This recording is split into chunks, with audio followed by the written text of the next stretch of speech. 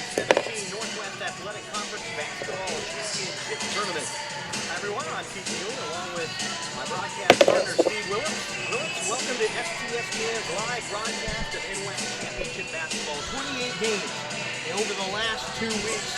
28 teams sent packing. 2 games left to play. The championship of the women's final is straight away. We've got the Spokane Sasquatch and the Walla Warriors. It's been a long season, a lot of hard work put in by both players and coaches. The top 2 teams in the Northwest are here for the final showdown. This is the moment where it all pays off. Who's going to cut down the nets and host the trophy? It is the Northwest College sports at its best. Welcome in again the Walla Warriors with a record of 24-4, and the Spokane Sasquatch with a record of 26-4. Both teams have been to the championship 5 times over the course of their history. Both teams have walked away with 2 championships. The Walla Warriors, both champions in 2001 and 2010. The Spokane Sasquatch champions back at Spokane Falls in 1983 and 84. As we dim the lights, what a championship, what a time. It's been a lot of fun the entire 2 weeks coming up to this point. This is where it matters. Yeah, absolutely. And you've got 2 teams that, like you mentioned, only 4 losses on the entire season each. Records are very impressive. They finished in the same conference with the same record. So really, one's a 1 seed and one's a 2, but it was a tie. I mean, and they split during the year. So this is the rubber match. This is the game that not only does it give you bragging rights with a championship, but it also proves that, hey, we beat you 2 out of 3, and we won our conference as well. So much on the line here right now. And like you mentioned, Keith, Walla hasn't won a championship in 7 years. Spokane has to go back to the Spokane Falls days back in '84. Somebody's going to be very excited and get to hoist a banner tonight. And let's talk a little bit about the 2 teams and their starting lineups. We're going to start with the national anthem, and we'll take a quick timeout.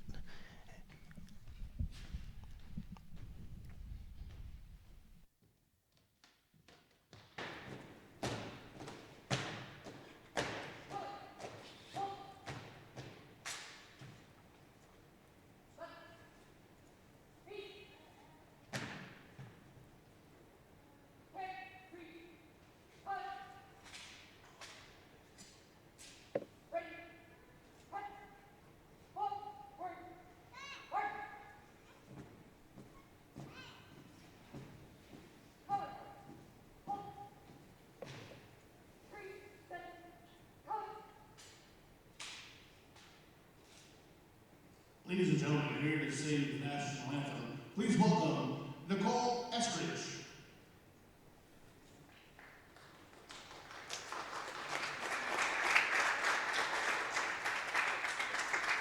Oh, say, can you see by the dawn's early light what so proudly we hailed at the twilight's last gleaming, whose broad stripes and bright stars through the perilous fight o'er the ramparts we watched were so gallantly streaming, and the rocket's red glare, the bombs bursting in air, gave proof through the night that our flag, it was still there. Oh, say does that star-spangled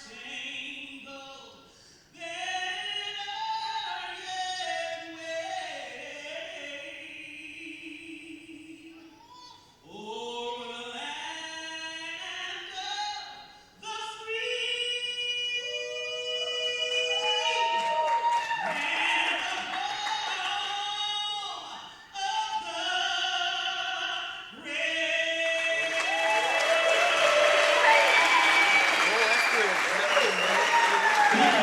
brave? High atop Walt Price Fitness Center. Guys have left the court.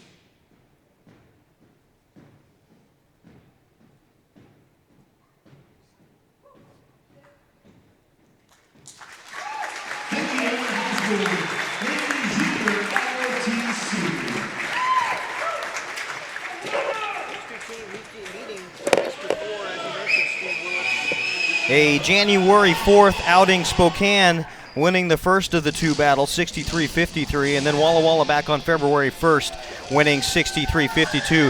Both 10-plus point victories on either side of the ball. What was the difference? What makes the difference in these two teams facing one another? Well, very simple, and you see this time and time again in basketball. It was the rebounding game. First game, Spokane out-rebounding Walla Walla 45-31. Consequently, they win by 10. Walla Walla on their home floor on February 1st, winning the rebounding battle 43-37. You get the boards, you get the victory. Today, you get the boards, you probably get the championship. And also looking down that stat sheet, same one that we're looking between us here, free throws also making a difference. You get to the free throw line, especially in a championship ball game, you get more opportunities. You're gonna have a better chance at putting yourself in a position to cut down the nets. Well, and absolutely. And I just think what's fun about this game is the fact that these two teams do come from the same conference, same division. We've seen this time and time again at this sort of a level where you get two teams where you think you might know what they look like or how they're comparable to one another, but really you don't. And from time to time you get them into a gym and all of a sudden one team runs away with it by a 20 or 30-point margin.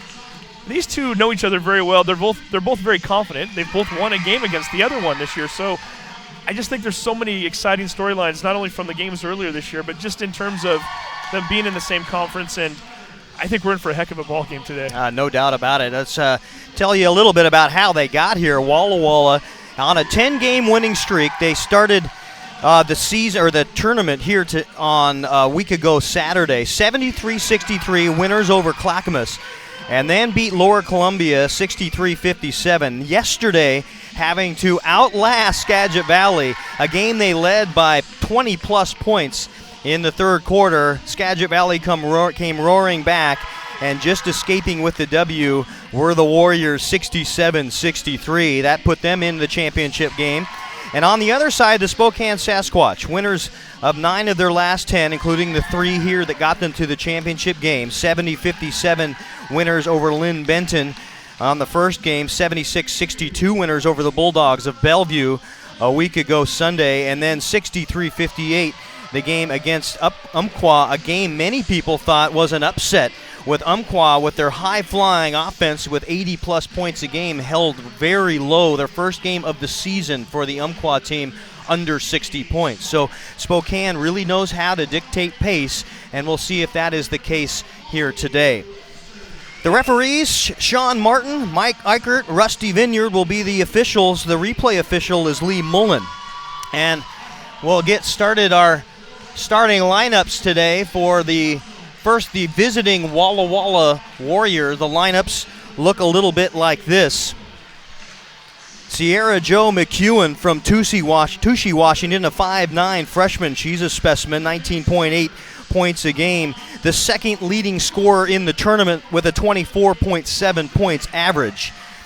JC Jensen, a 5'5 sophomore out of Firth, Idaho, will get the start at guard. Jade Skidmore, an outstanding all-around player, 12.1 points a game, 9.2 rebounds a game, and 4.0 assists a game. Good enough for fourth in the NWAC.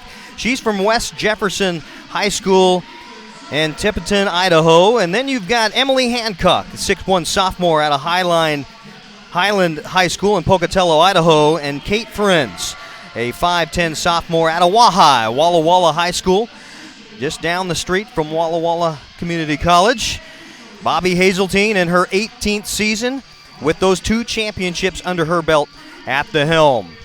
And we talk about the Spokane Sasquatch with their 26-4 overall record.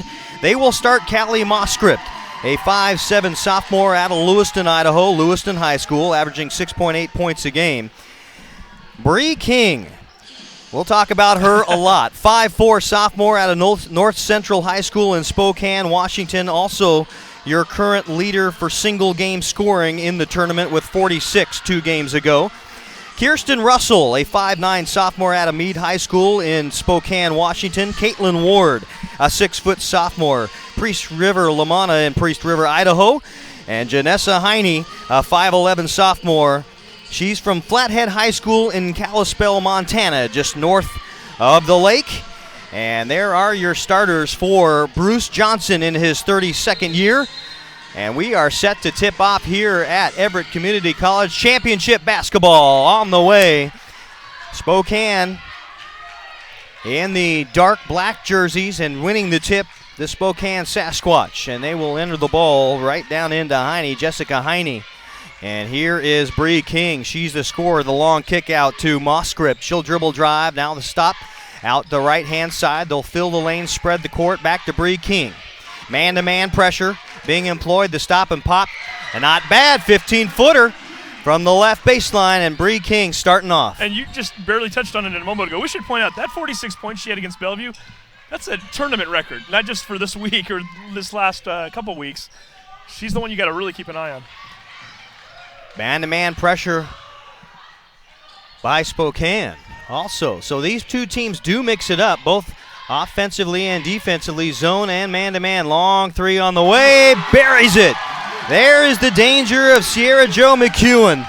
She is dangerous from long range, 33%, good enough for 8th in the league in the regular season. Huge that she was able to answer with that King basket, too. Just getting off early, that's huge for them. King makes it a short three-point jump shot, no good, off the rim. 1 point, Walla Walla lead. And the stop and the pop, no good. McEwen wasting no time on both ends. Offensive rebound. Here's Skidmore. Straight away, 8-footer, no. Rebounding Sasquatch coming the other way. Slowly a yo-yo across the timeline. Goes the dribble into the right-hand side. Top of the key to Ward. King with it. First in the tournament in scoring. You got your two leading scorers on the court in the tournament. If you erase the one game by Bobby Wessendorf from Tacoma, there's the shot. Bree King from 17 feet out. And King makes it a 4-3 Spokane lead. You just mentioned the two leading scorers on the floor. Guess what? Both of those two scorers, all 7 points accounted for so far. Back to man pressure. Both teams doing a good job of flying around the court pretty much all tournament long on defense. Spokane very good at just setting pace. Walla Walla at times can be a little frazzled, what we've seen over the last couple of games, sometimes relying on the pace of the opposing team. They seem to fall into ruts at times, but we'll see how well they do against the pace of Spokane. Well, and the fact that they almost blew a 20-point lead last night, you've got to think that that's shaken them a little bit. It'll be interesting to see how that plays out as this game goes along. Is it a confidence factor? Maybe they're a little tired even at this point. Yeah, Skagit Valley doing a great job in the full court pressure. Once they got into full court pressure, Walla Walla had a bit of trouble. We'll see what kind of homework the Sasquatch have done if they watched any film between last night and tonight or stuck around and actually watched the game. We've got our first foul of the afternoon. That foul will go against Jade Skidmore, her first personal foul, first team foul on Walla Walla. And the entry pass will go into Ward. King with it, will spin in.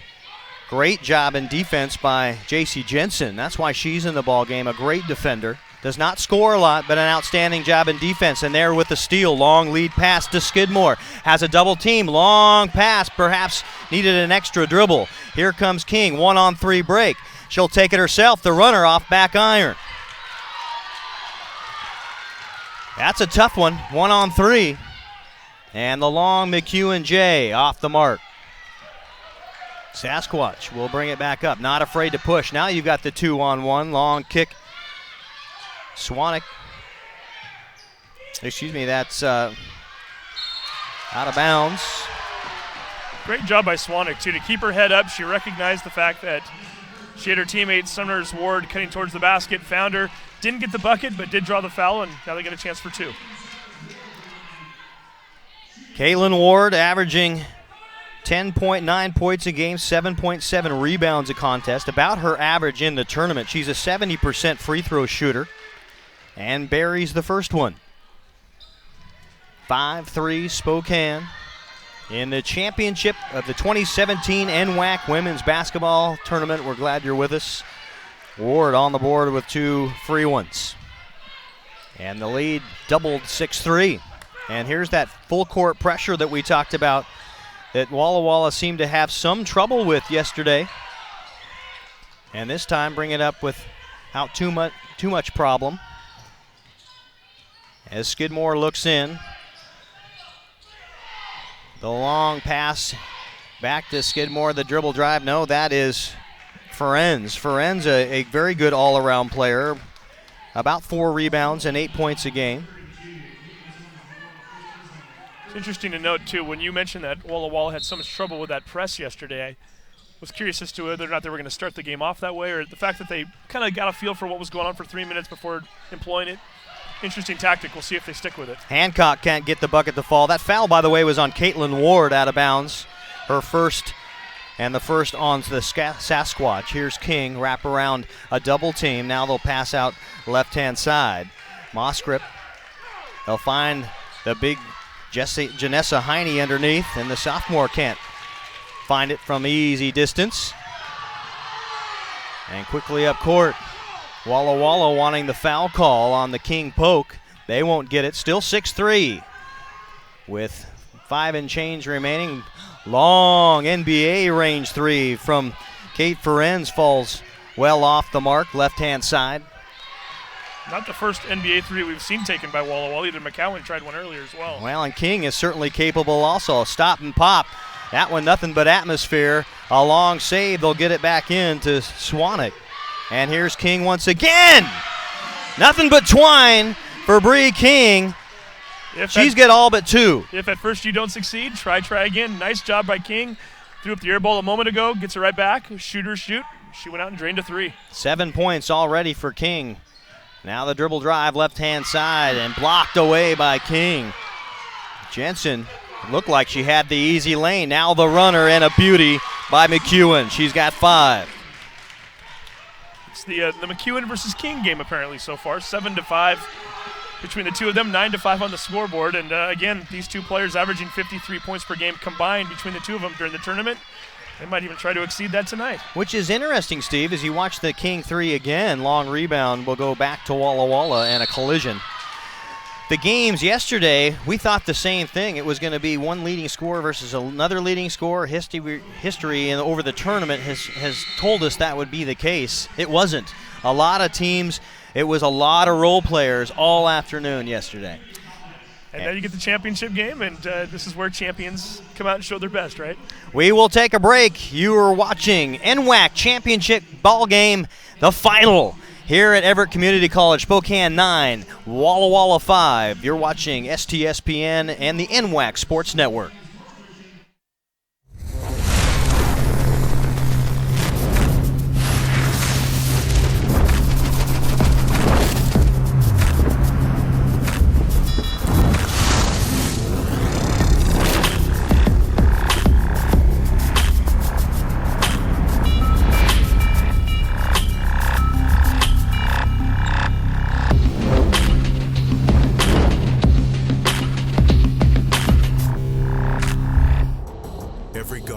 Knows the call.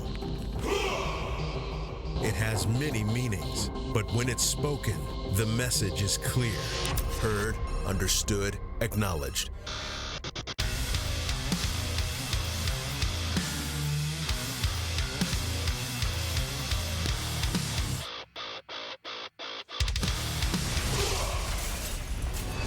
Visit NationalGuard.com to begin your Guard adventure.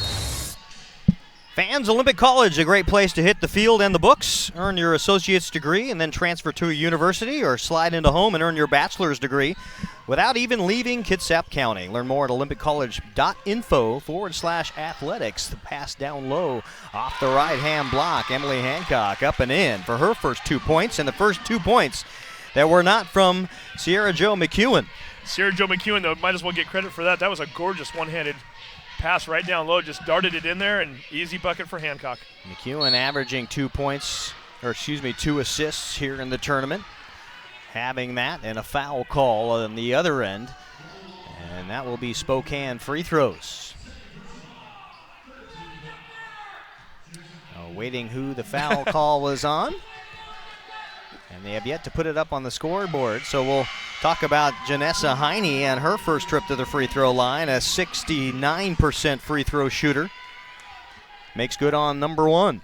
There are pros and cons to being up as high as we are. We have a great viewpoint. I mean, it's perfect almost, but we're a little bit further away from the PA sound system, and we don't always get the fouls right away. That's the one drawback. They've been really good about putting them up on the big board here at Everett Community College. A nice, very modern facility, and there is some hounding defense by McEwen on Skidmore. Now that is Swanek on Skidmore.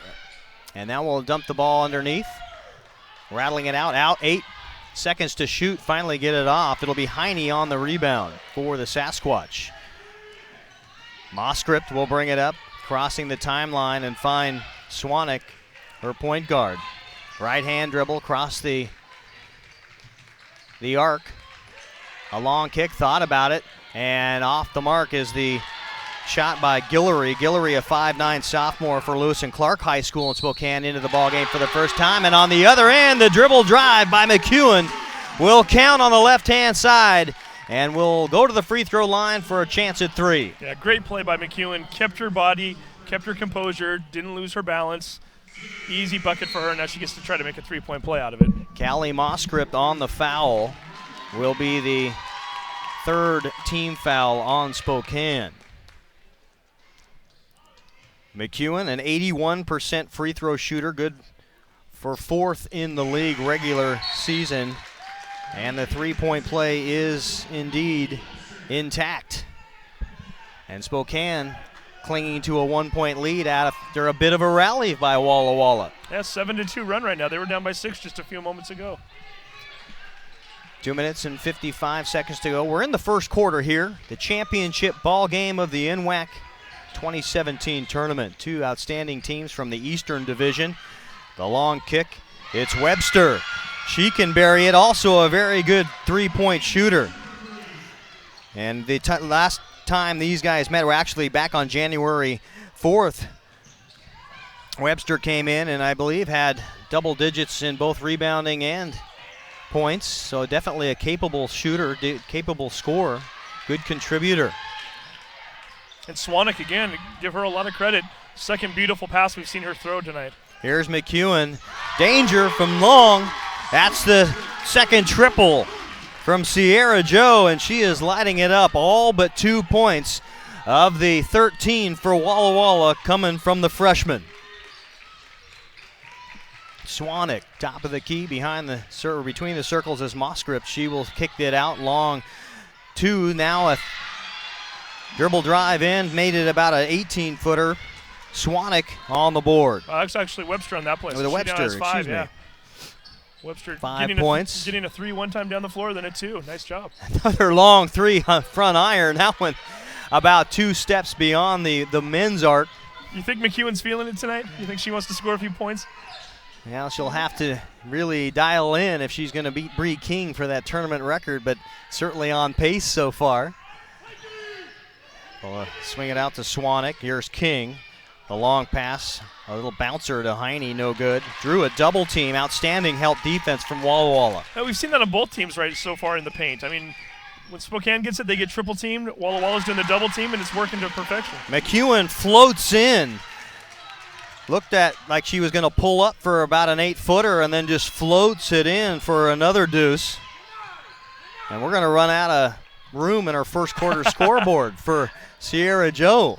Funny, I was just thinking the exact same thing. 16-15, Walla Walla. Down 1, looking for a stop here. They won't get it because Callie Moscript drops in the 3. And the field goal percentage is ratcheting up. Both these two teams shooting well so far through 1. Yeah, absolutely. And again, Swanek, I sound like a broken record, but she drew the defense in, got her teammate open, beautiful pass, and bucket. Skidmore picked up her dribble, finds the bounce pass on the backside. Great job by Cheyenne James to get open on the left-hand block. She's fouled and will head to the stripe. That foul against Heine, her first personal. And the 4th team foul on Spokane. Into the bonus at the next juncture. 22 seconds probably won't get there. James, a 57% free throw shooter on the regular season. A sophomore, 6 foot, out of McKay, Idaho.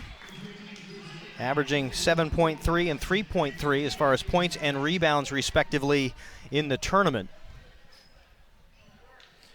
thing that I noticed when I was looking through the box scores of the two matchups earlier this year for these two teams, the winning team in each game had one monster first half quarter. For Spokane, it was a 23-12 lead after one. They ended up riding that to the victory. When it was Walla, they had a 19-6 run on Spokane in the second quarter. First quarter, that hasn't been the case here in this game. It's 19-17, so we'll see what the second quarter is going to bring. Bree King says, I'm going to take you one-on-one down Broadway. Lost the ball for a second and up with the right hand. Makes it good. The long shot, will it count? It would have had it gone, and that is the end of one quarter. Spokane with a 4-point lead, 21-17. You're watching the 2017 NWAC Women's Basketball Championship on STSPN.com and NWAC Sports Network. I remember the moment clearly, I'll never forget that moment. as long as I live. I realized at that moment, McEwen for 13. when we first is that saw the right? damage, these people really needed us. Yep. And I was going to make a 13 difference right here in my Yep. community. Together with local responders, we cleared trees and collapsed walls. We had to get to the family trapped beneath. As a citizen soldier, I made a difference. Be there for your community at NationalGuard.com. You are invited to immerse yourself in the beauty of nature in all four corners of Lewis County, Washington. From our fields to your table, farms in the west share their bounty. Limitless landscapes, forests and mountains beg to be explored in the east.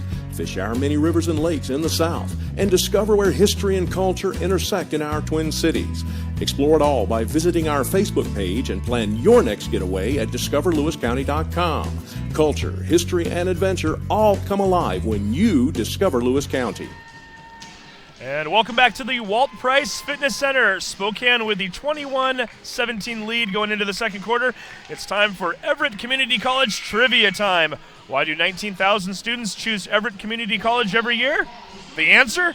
At Everett Community College, faculty know your name and they care about your future. Register now for spring classes at everettcc.edu. Second quarter action is underway. Back to you, Keith. Thank you. Pretty decent shooting out of Spokane. 47% on 7 of 15 from the field. And for Walla, 6 of 18, 33%. As the left-hand runner falls off the mark. No good. Into the ball game for the first time is Mackenzie Reddish, the sophomore, 5'6", out of Rosalia High School. And we talk about free throws, how important they are in championship ball games, long three. Both teams perfect, 4 for 4 from the stripe for Spokane. Walla 2 for 2. 3 points, you got to make those, right? Especially in the big games. And an absolutely big game.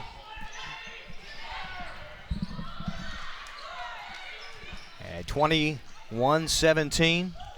We're just getting started in the second quarter. Here's McEwen, 9 to shoot on the shot clock. Dribble drive, right hand, the long kick. Back to Aycock, up with the right, no good, and an offensive rebound by James, and the shot clock violation. Great defense by Spokane on that drive, on that possession. Didn't give them a good look at all. Did give up the offensive board, but, I mean, they were swinging the ball around. Walla looking for the open shot, looking for that player that was going to break open. Spokane gave them nothing. Russell checks back in from Molly Webster for the Sasquatch. Guillory with the ball, will hand it off. Now top to Swanek. She'll stop and pop. That one blocked partially. And here come the Warriors. Long lead pass up left hand and blocked again. McEwen thought she had the easy lane. Didn't check the rear view mirror.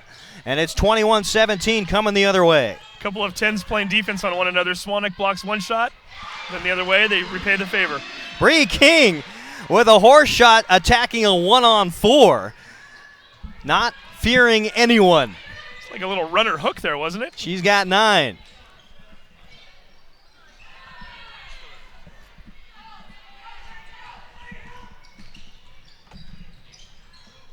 And here we go. 23-17. Your score and a foul call. 8:04 to go. Here in the second quarter of play, the championship ball game.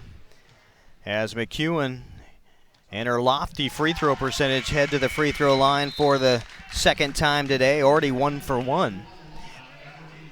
First personal foul, or excuse me, first team foul on Spokane. in the quarter. And McEwen does not hit much rim at the free throw line. That is about as dead center as it gets. She's already got 15 points, 23-19. Sasquatch will bring it in. Guillory will hand off. Here's King, a little shake and bake, right hand. Now the long kick out to Russell. They'll find King again. Fighting as Guillory underneath. Has a Warrior on the deck, but misses the bunny. And here come the Warriors. Boy, that was a free look, too. J.C. Jensen just flat out fell over. Guillory had the open look, just couldn't quite make it. McEwen in with the right on the dribble drive. She's fouled, will head to the free throw line. That foul will be the second on Shea Swanick, the freshman, tagged for 2 quickies. And back to the line, 3 for 3 so far, is Sierra Jo McEwen, the freshman. Why not make it 4 for 4? Yeah, and like you mentioned, I think even if you penalized her for hitting the rim, she'd still be a perfect 4 for 4. I don't think it's even touched anything but net so far. It's all practice. Absolutely every bit of it. There's another one. Same release, same result. 23-21, Walla Walla. Climbing back into it, making it a 2-point Sasquatch lead. King will direct traffic top behind the circles. We'll give it to Guillory. Here's King once again. Asks for the screen. She'll get it. Buries a triple. Off the Heine screen. Takes one dribble to her left. Stop, pop, long range. Bree King, not a bad player at all. Does a little bit of everything. We've seen her certainly. Ooh, there we go. Off the double screen.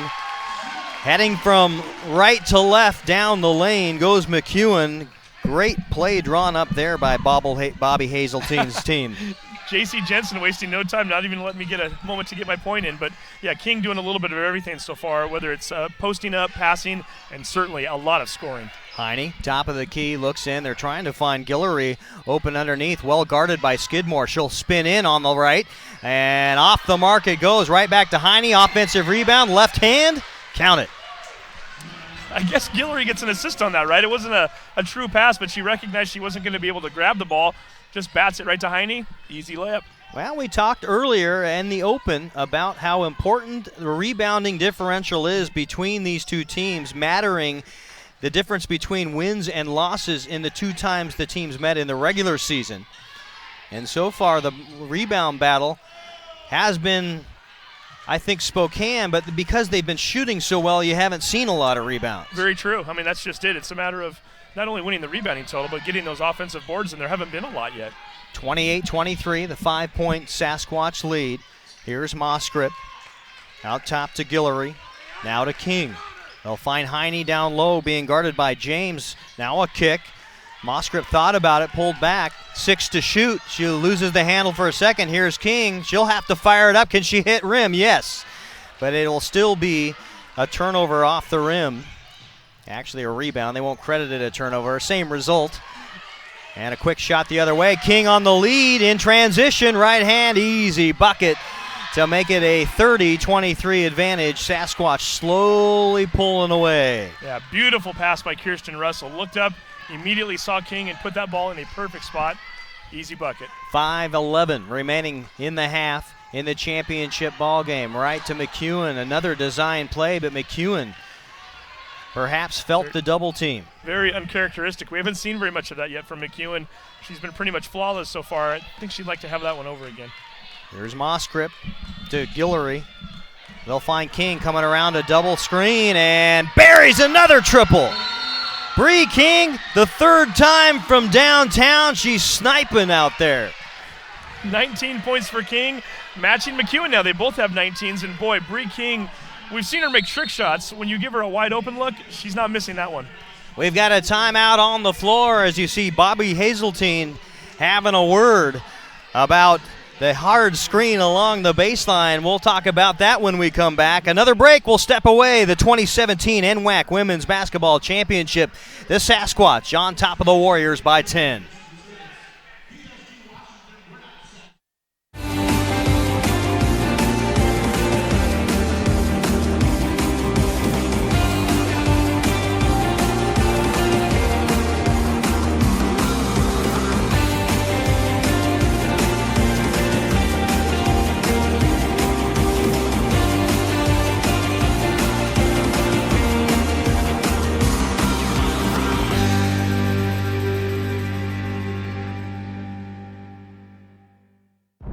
There is no obstacle an engineer can't tackle, build around, or blow up. Skilled and versatile, these soldiers pave the way, building fortifications, detecting and destroying mines, or restoring electricity after a natural disaster. Nothing stands in the way of a guard. Fans, be sure to check out the NWAC on Twitter, Facebook, Instagram, all the latest NWAC news. Also visit nwacsports.org for the most recent information on schedule, score, stats, the standings, the brackets, everything you need to know on nwacsports.org. You see Spokane bench, and they come out with a little jump, a little pep in their step. Yeah, so far this quarter, they have outshot Walla Walla 5 out of 10. They're 50% shooting. Walla Walla now 2 for 8 after that basket, so 25%. Biggest difference right now in the quarter is who's making the baskets, who's not. Well, and you also talk about the number of possessions. You've got 10 more shots up for Spokane, so at least 3 more possessions. As you saw on the other end, Sierra Jo McEwen with the bucket on the easy left-hand side. She doesn't really feature one or the other. A long 3, almost a fall away. King looked like she left early, was on their way backpedaling. She thought she had that one down before it even left her hand. I think that's just because Bree King's so used to making baskets. She thinks she makes everything, and pretty darn much is right most of the time. King with the 8-point lead and a block call.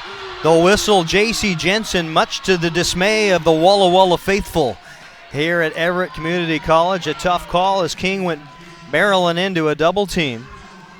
Hard to see if she was set from our position. And that'll be the first personal foul on Jensen. We saw Hazeltine not very happy going to the quarter break when she thought Jensen got checked into the ground on the screen. Now she's really not happy. I think she's feeling like her players are getting shoved around a little bit. Hillary with a hand in her face still buries it. Cheyenne James was playing outstanding defense right there, matching step for step, but it did not matter. A physical game so far, and Spokane seems to be kind of getting the better of them. Every once in a while we look up and we see 1 or 2 Walla Walla players on the ground, and if the refs are going to let them play that way, they've got to get a little bit tougher and make sure that they can handle it. Back to a 10-point advantage for Spokane, and a rare turnover for Walla Walla. It's been a fairly clean game, both in the foul category and the turnovers, which is what you'd expect out of championship basketball. Yeah, absolutely. I mean, and we just talked about the physicality. There's only 7 fouls total, and we're almost, getting close to halftime right now. So it has been clean. The referee's doing a nice job of letting them play, and it's what you want in a championship. There's the little spin, little dance step by Kirsten Russell in the middle of the key, and the sophomore has it knocked out of bounds. Spokane will get the basketball back underneath their own hoop. 35-25, 3 minutes to play. Pump fake from Webster. Now back to King. Man-to-man pressure by Jensen. She draws a tough ticket. And now Moskrip with their left hand. Left that one short. And it's McEwen with the rebound. Had the right idea, just didn't put quite enough on that shot. But great job for her to get into the lane like that. Walla Walla needing a bucket here before the half. They'd like to cut it at least to single digits. And there's a huge bump by King off Jensen as she comes around the screen and picks up the rock. Top of the key. They'll get it into James, who'll spin in off the back iron. No good. Rebounds Russell, and a tussle underneath will be a tie-up. And with the alternating possession, go back to Spokane. Yeah, the last thing that Walla Walla needed there was to get tied up and to give the ball back over. Already down by 10. We just talked about it a few minutes ago. In each of the victories for both teams, they had a huge first or second quarter. Spokane really taking it to Walla Walla right now. They need to get an answer before the half. They don't want to go into the half with a double-digit deficit. Heine checks in for Webster for the Sasquatch. Russell, now the backdoor handoff into a triple team. It's King with the motor on, heading in. Left-hand baseline will be fouled, and back to the free throw line. Just like the way she drives, too. I mean, we look at the three-point shooting and look at the outside pop that she has, but knowing that she can get into the lane like that, knowing that she can work the baseline, but then she utilizes her body so well to draw the contact, knowing that, hey, I've got you moving, I've got you in transition. You don't really have your place on the floor. I'm just going to run into you, and you know what? I like getting the 2s and 3s, but I'll take the free throws as well. An 81% shooter from the free throw line. That's another one of these players you love to have on the stripe in a championship atmosphere. Ice cold water through those veins at the line. And a 12-point advantage, 37-25 at the 2-minute warning here of the first half. Back to McEwen. Dribble drive left to right. King will swipe the rebound clear and off on the races past the timeline into that man-to-man pressure to J.C. Jensen. Guillory to Moscript. Stops and pops straight away. Can't quite get it to fall. Skidmore quiet so far as Jade Skidmore has the rebounds, but we have not heard much from her in the scoring column. She's usually a big contributor on this Warrior offense. Back to McEwen. And bumped a bit. A runner will fall off Guillory. Those shots that were going for McEwen in the first quarter, not finding their mark in the second right now, and I've got to think that she's getting a little frustrated. We'll see if she keeps shooting or if maybe she perhaps loses a little confidence. She's a shooter. She's been through this before, but certainly needs to find that mark pretty quick here. She's got 2 field goals, McEwen. Of her 8 points in the quarter, 4 for 4 from the free throw line, but not really getting the foul calls that she got at the beginning of the quarter. And again, you see Bobby Hazeltine talking things over, having a bit of a discussion with the officials there. Long lead pass will come into Moscript. She'll dribble in. Got a very nice screen. Takes it to the right, but can't hit the easy. And a foul call in frustration coming out. And I don't think it was a foul. I think Moscript had gone out of bounds, and as she was coming back in, her body was still half on one side of the line, half on the other. Reached in, got the ball, and easy turnover to Walla Walla. Indeed, no referee marched to the bench, so you are right, a turnover. With under a minute to play in the first half, still the 12-point Spokane lead, and there's the foul. And there is Jade Skidmore. We talked about how much she has to contribute for the Warriors to be successful, averaging 12 points, almost 10 rebounds a game, 4 assists on the regular season, and her tournament averages are about the same. And the first free throw off the mark. And you mentioned she averages 12 points per game. That is number 2 on the team. The number 3 scorer averages 8 points per game. So really for them to have their number 2 scorer not get her first point until under a minute to go in the first half, not an ideal situation for Walla Walla. King will come between the circles and get it into Guillory. And she'll dribble to the left, now spin right off. The glass is fouled. A drop step in the middle of the key. Drew the defender into the body and count the score. And the lead blossoming for the Sasquatch, 39-26. Yeah, that's their largest lead of the night. And like you mentioned, just a gorgeous move for Guillory. First, the spin move. I mean, to get the player off of her balance to begin with, and then to go up there and to draw the contact and make the basket. That's a dagger right there for this half. Fans, if you're looking for a challenge, push yourself further. It begins when you enlist as a soldier in the U.S. Army. Be trained in many of 150 career fields, and you could even earn money for college to qualify. Visit your local Army recruiter. Log on to goarmy.com. Guillory with the three-point play. And Walla Walla hanging on. They would love a basket here with about a 2-second differential between game and shot clock. Long three off the mark by McEwen. And here come the Sasquatch one more time. They got 12 seconds, plenty of time to set up a play and increase this lead before the half. Russell, top of the key, long three, down it goes. Webster has already hit one in the first quarter, and then the dagger at the half with her second. 43-26, an explosive second quarter out of the Spokane Sasquatch. And we'll step away at the half, 43-26. You're watching championship basketball, the 2017 NWAC Women's Championship on STSPN.com and the NWAC Sports Network.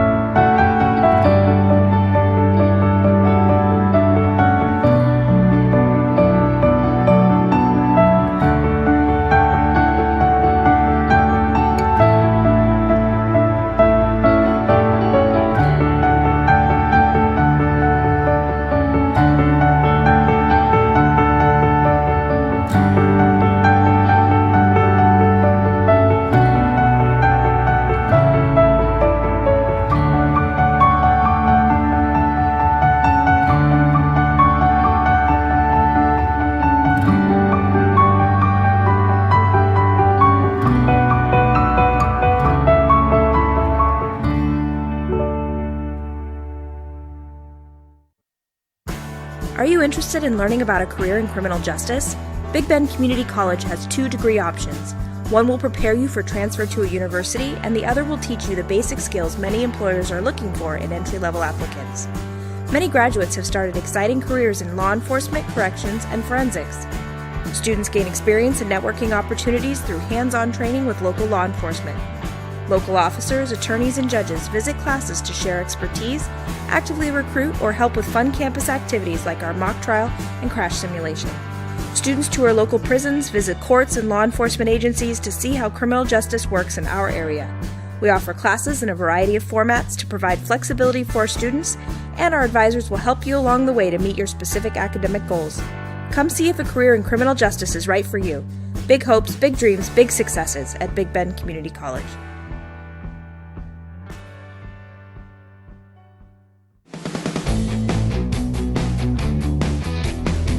This is my classroom.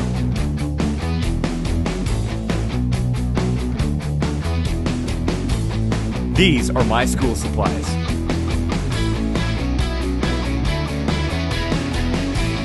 This is my laboratory.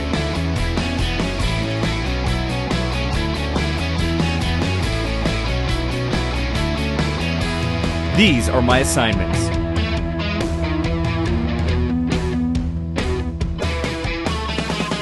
This is my study group.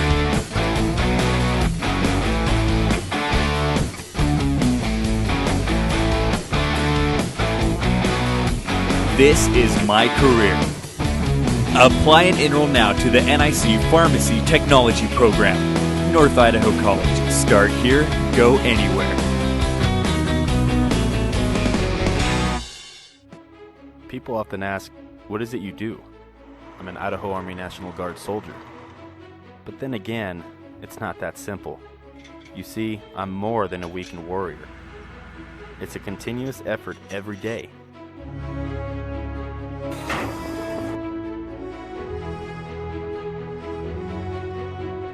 Yeah, there's extremely long hours, but it's worth it.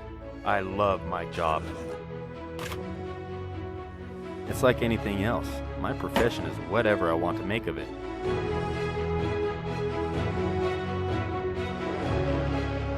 I get to do the incredible things most people dream of.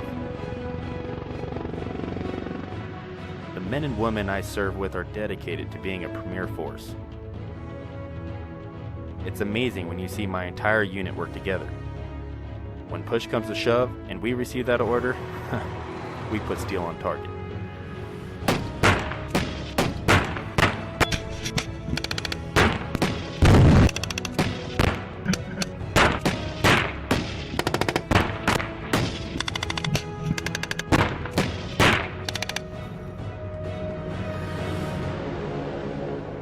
I'm always ready to be called upon to serve our nation. But in the meantime, I train.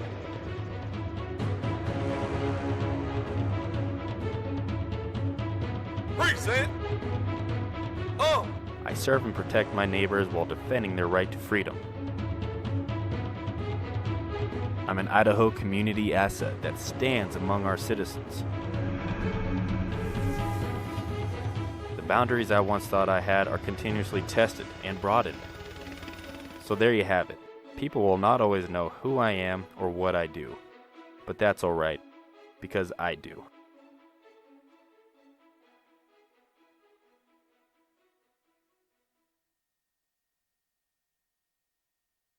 We are all frustrated with the high cost of heating and cooling our homes. At GNS, we are completely changing the way you keep your home comfortable.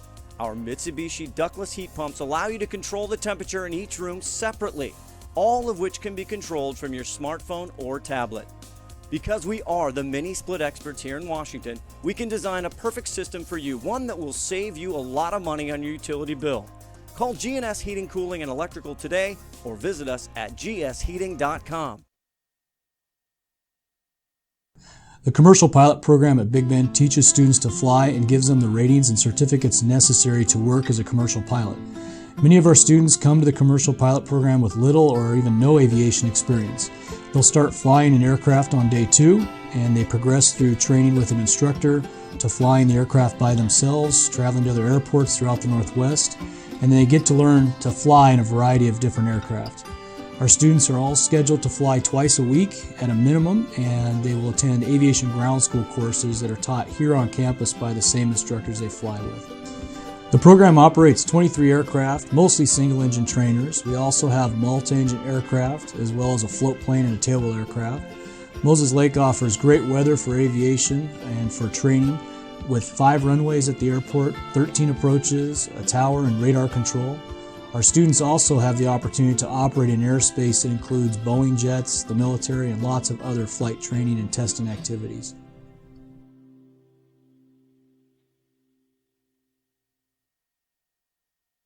At NIC, we believe in investing in our future, one built with dedicated, skilled, and hardworking people. And with the new career and technical education facility at North Idaho College, the future is bright.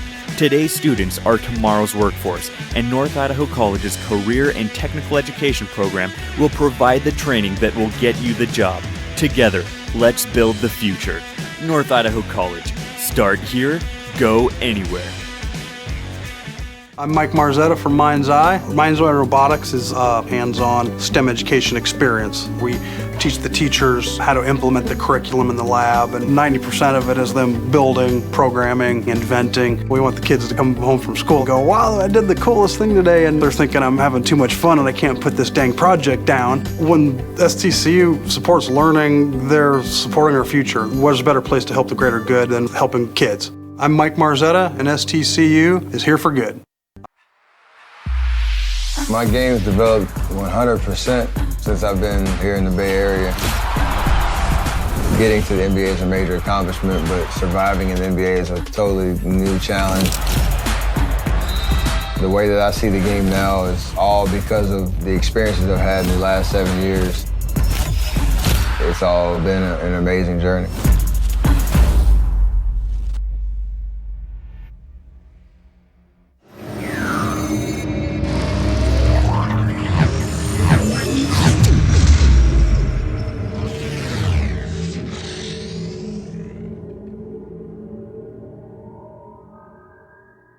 LCC has definitely prepared me to transfer to Oregon State because it's helped me with my study skills. I'm a much harder worker than I was in high school.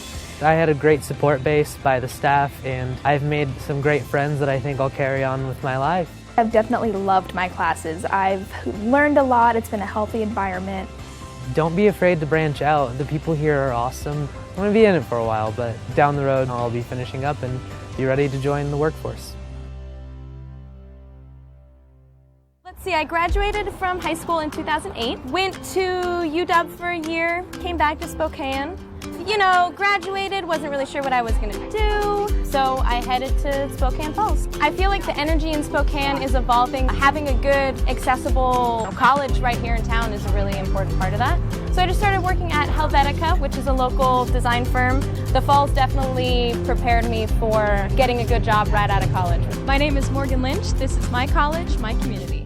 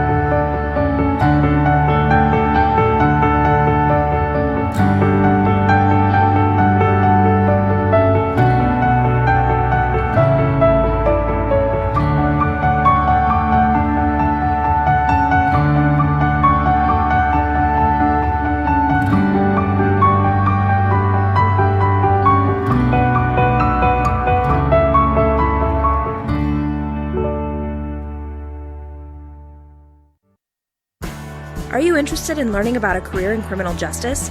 Big Bend Community College has 2 degree options. One will prepare you for transfer to a university, and the other will teach you the basic skills many employers are looking for in entry-level applicants. Many graduates have started exciting careers in law enforcement, corrections, and forensics. Students gain experience and networking opportunities through hands-on training with local law enforcement. Local officers, attorneys, and judges visit classes to share expertise, actively recruit, or help with fun campus activities like our mock trial and crash simulation. Students tour local prisons, visit courts and law enforcement agencies to see how criminal justice works in our area. We offer classes in a variety of formats to provide flexibility for our students, and our advisors will help you along the way to meet your specific academic goals. Come see if a career in criminal justice is right for you. Big hopes, big dreams, big successes at Big Bend Community College.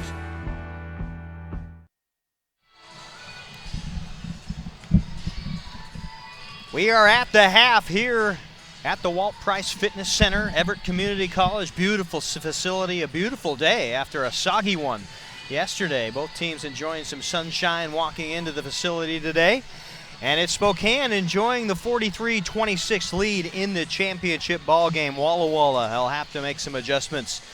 And we'll see what Bobby Hazeltine has drawn up for her squad as they come back and start warm-ups. And Steve, you got the stat sheet. Let us have some info here. Yeah, I think if Bobby Hazeltine is talking to her players, the first place it starts is, and hey, it starts with every team that plays Spokane, right?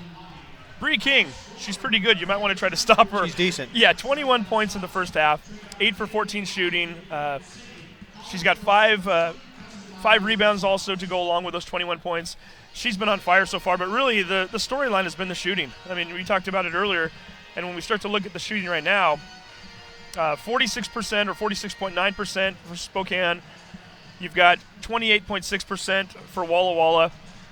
And it's almost the score on the scoreboard as well. Your shooting percentage is almost the equivalent to how many points you have total, and that's the difference in this game right now. Spokane is making their baskets. Walla Walla is not making as many. And then we also talked earlier about the rebound totals. The first two matchups this year, the team that won the rebound battle won the game. So far, Spokane with a 23-17 advantage. Even if they didn't have the +6 right now, they'd still probably be ahead. But if you're Walla Walla and you're not going to make the baskets, at least hit the boards, and they're not even doing that right now. So right now, Spokane in control. If something doesn't change pretty quickly, this game could get out of hand very fast here in the third quarter. A couple of things I noticed on the stat sheet, just in the quarter, because it was a pretty decent game, 21-17 after one quarter of play. But and just in the second quarter, went on 8 of 18 shooting. And Walla Walla 2 of 13. So, Walla Walla only able to put together 2 field goals. That all their points came from free throws for the most part, and the only 2 field goals there in that second quarter came from McEwen on her 21 points. And another thing I like to mention is that on the 15 field goals that Spokane had, 11 assists. Absolutely, that's huge. I mean, the assist battle right now is 11-4, and you look at it, Swanek, we talked about her a few times in the first half, 5 assists. You've got 4 from Russell. That's 9 of your 11 right there, playing outstanding. And we're just about ready for action here at the Swinomish Casino and Lodge. They include 19 luxury rooms overlooking Padilla Bay and the San Juan Islands. Dine at 13 Moons Restaurant, which features flavors of hand-cut altar-wood, grilled seafood, meats, and the freshest flavors of the Northwest. Play over 800 of the latest slot titles and table games, including blackjack, craps, roulette, and pai gow. For more information on events and promotions, please visit SwinomishCasinoandLodge.com. And back to action, a very tough ending for Kate Ferenz as she was working hard down on that left-hand block. Came up empty in the first possession for the Warriors. And that one over in the back call as Bree King gets half the body over and then comes back. It'll go back to Walla Walla, second possession. So only 3 turnovers in the first half combined between these two teams, and already 1 for Spokane in their first possession. Yeah, that's quite the number in itself. I mean, normally if you see it one team at 3, you'd think, hey, that's pretty impressive. But you're absolutely right. 2 turnovers for Walla Walla, 1 for Spokane. If you would have told the coach for Walla Walla or the coaching staff for Walla Walla, you're only going to have 2 turnovers in the entire first half, you'd like your chances. But right now with Spokane shooting, McEwen handcuffed as she headed down the right-hand lane is fouled. And the first foul will be the 3rd on Caitlin Ward. And that's a big body that has to check out really early here in the second half of play. First team foul on Spokane, so no free throws, and McEwen was not shooting, and a reverse lay-in. That was a great pass from Skidmore, as McEwen able to convert the reverse. And you're going to have to get a lot more of that. And it can't just be McEwen on the offensive scoring. You've got to have to involve some other players. No, she's got 23 out of their 28 points, and at some point, if you're Spokane, if you realize that nobody else from Walla is scoring, start doubling and triple teaming her and force them to try to beat you. Heine with the easy right-hander. And back to a 45-28 lead. Matching baskets here in the second half. So far, third quarter, McEwen long range, back iron, and it's Skidmore with the rebound. Finally getting after it, getting active on the glass. Walla might have had that rebounding total put in their heads at halftime. And a foul call as McEwen. No, a travel. Skidmore's been averaging over 8 rebounds per game during this tournament, so certainly she's somebody that they need to crash those boards. It's imperative right now with them down by 17. She had 3 in the first half, so she's certainly doing the job, but she's going to have to get a little more active even at that to keep this game close. Full court pressure by Walla, and Spokane cannot deal. Maybe a chink in the armor finally if Walla is discovering that, hey, we can force them into a few turnovers here, get right back into this game. Already more turnovers in the second half, and the young second half than Spokane had the entire first half. I think we jinxed them when we read the score sheet. May have. Double team, King and Heine go to work on Hancock, and a tie-up between Hancock and Heine, and the ball back to Walla. Well, we'll stay with Walla. 45-28. Both teams kind of prodding at each other a little bit here in the early goings of the second half. That was great defense by King, coming in from the backside to give Heine a little bit of a hand. She never even saw her coming. McEwen with a lot of daylight along the left baseline. An easy runner, and 25 points for the freshman, already over her tournament average. King, a stop and pop, downtown 3. And just as Walla thinks they've got a little life, Bree King says,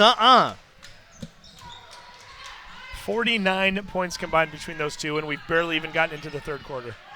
Do we get a chance at another tournament record? We'll see. Or two. 2 tournament records, why not, right? We've already got Bree King with 46. 46 is the number to beat.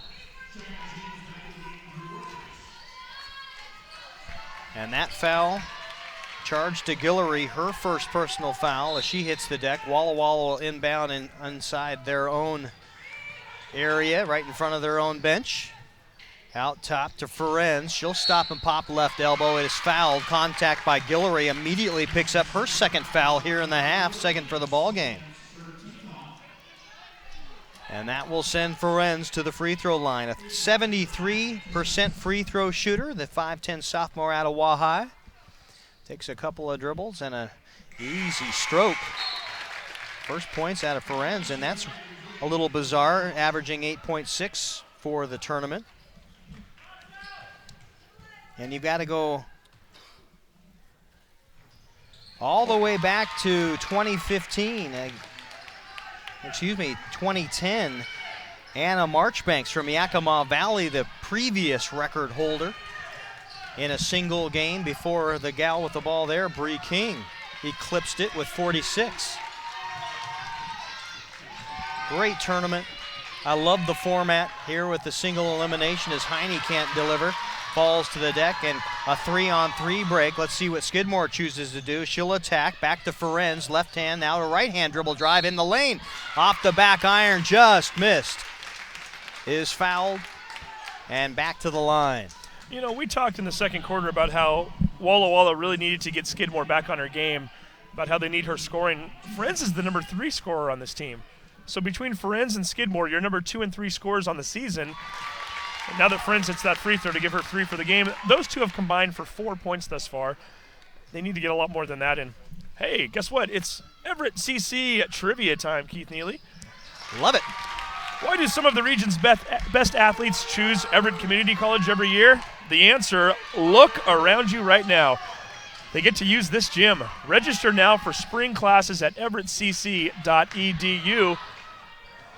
And I've got to tell you, all the gyms that we do games in, the Walt Price Student Fitness Center are one of the top in the entire state, not just in the area. Well, the tournament directors and the hospitality that we've been shown here on the staff of the STSPN and all through this tournament has been unmatched. It's just been an outstanding experience, and we hope that you can get up here if you aren't able to attend and are watching us all across the NWAC Sports Network. You'll get a chance to enjoy this beautiful facility. Again, the contract through next year, so we'll be here one more time, at least, if not a little further along, if they do sign another contract here.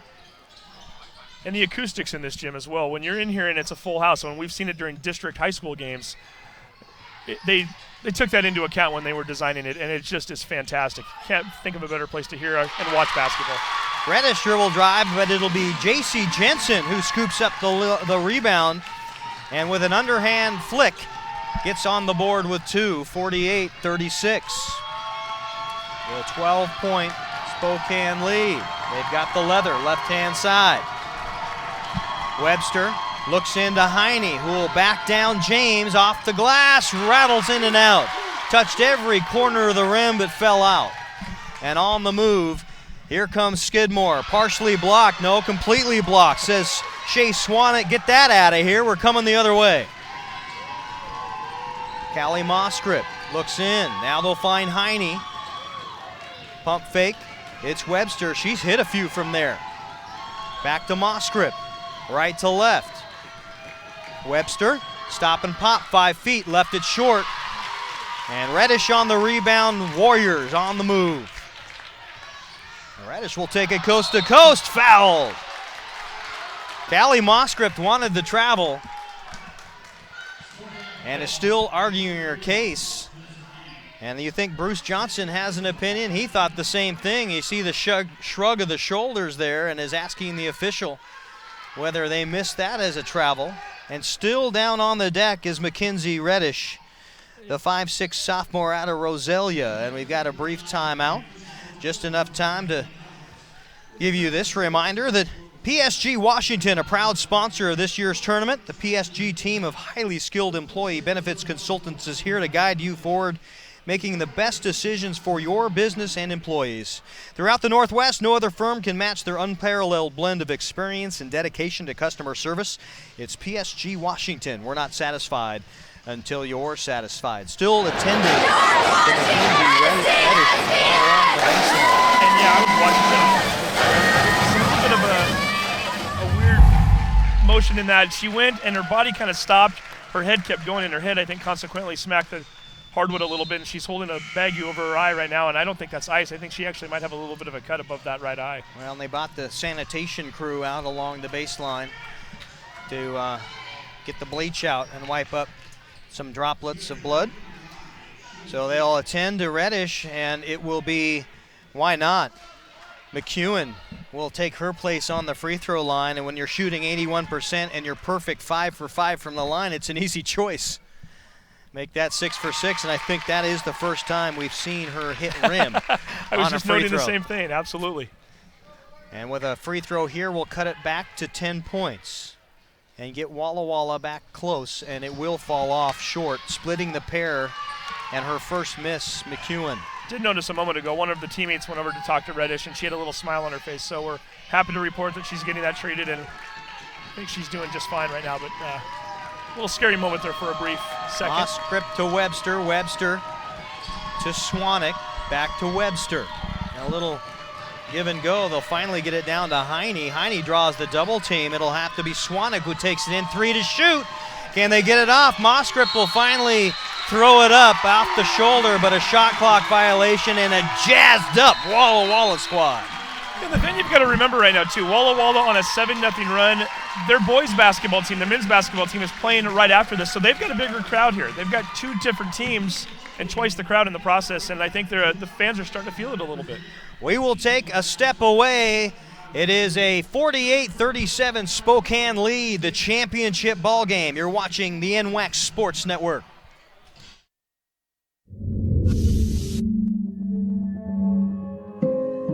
Aviation warrant officers deal in high-pressure situations, life-saving disaster rescues, delivering soldiers and payloads to critical areas, and engaging enemy targets.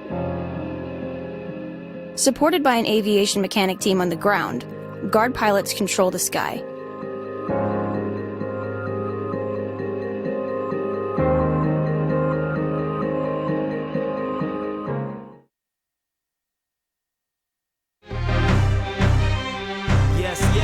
Welcome to Basketball City, USA. I use my brain, open lanes to the top of the game. I use my hand on any man that would try to contain me. Use my feet and compete like I need to the death. I use my heart and it'll beat till I breathe my last breath.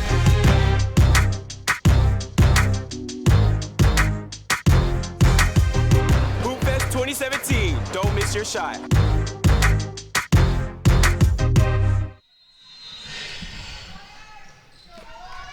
Welcome back. An 11-point Spokane lead. We'll see if Walla can get back into this one with the rock. Here's Skidmore. Will go left and right. Up with the left hand. Count it. Jade Skidmore, we talked about the need for her to get more involved, and that's one way to do it. To the free throw line she goes. She's 3 for 4.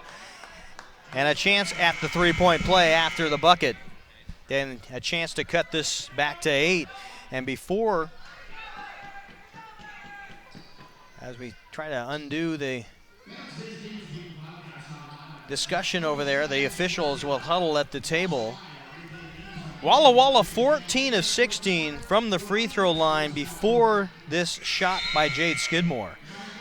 Spokane perfect 6 for 6, but to the free throw line 10 more times in the ball game. They may be able to get their way back in. Yeah, and if you can keep doing that, you can also, at some point, start putting Spokane in foul trouble a little bit too, and maybe force their hand to some players they don't want to. They're not a real deep team. Obviously, we're seeing King score a lot of the points, and the same 3 or 4 names get called over and over again, and Walla now on a 10-0 run. And 4 of 7 shooting by Walla here in the third quarter. That's not too shabby either. That'll help you out. As King will dump the ball off. Here is Swanek to Moskrip. Thought about pulling the trigger between the circles, but the Heine shot. Foul call. I believe you'll see Bree King diving in for the foul. Thought she had plenty of room, and they will whistle it instead against Callie Moskrip, her 3rd personal foul. So both Caitlin Ward and Moskrip both with 3 fouls. And the 5th team foul in the quarter on Spokane will send Walla back to the free throw line, and that's early. 4:12 remain in the third, and you're shooting 2 at a time. Yeah, I mean, on average, you've been fouling them once every minute so far, and with 4:12 to go, that could be a lot more free throw attempts coming up.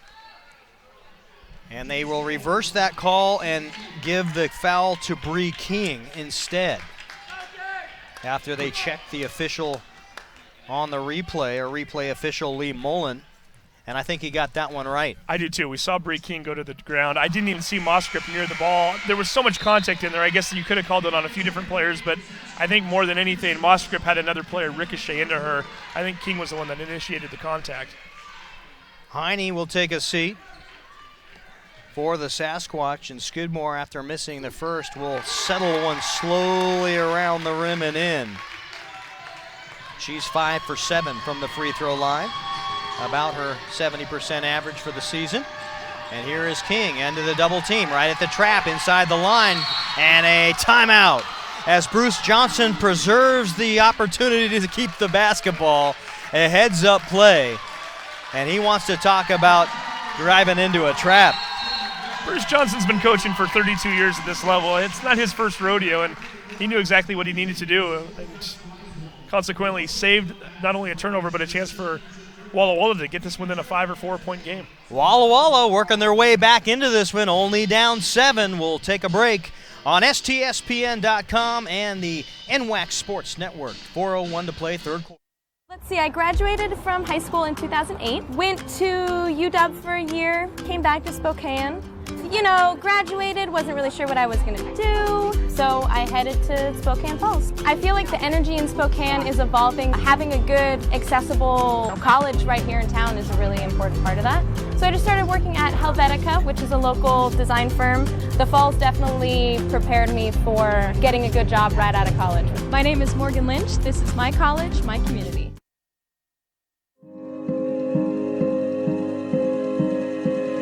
Medical specialists in the Guard are skilled in CPR, field triage, and emergency life support.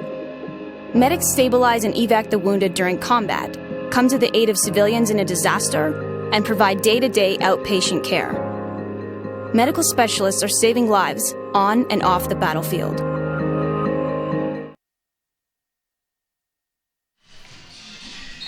.401 third quarter, and after the Spokane timeout, they'll have the ball. Spokane in white, Walla the black and gold. Keith Neely, Steve Willits on STSPN and the NWAC Sports Network. A foul on the floor as Caitlin Ward back into the game. And they need her 10-9 and almost 10 rebounds a game. Saddled with 4 fouls, she's sat large minutes here in the third quarter. King against man-to-man pressure from J.C. Jensen. Underneath to Ward, and that's an easy one. And that's why she's in the ball game. You got to keep her on the floor, though. Caitlin Ward, 4 points on the afternoon. Yeah, never a bigger 2 points right there, breaking that 11-0 run that Walla had. Walla against man-to-man. I don't think either team has employed zone defense at any point in the contest today. Long kick, it goes to Jensen. And Jensen drops it. An answer for an answer. And J.C. Jensen, the sophomore, not a lot of play time, even though she's a starter in the tournament. Comes up huge and cuts it to 6.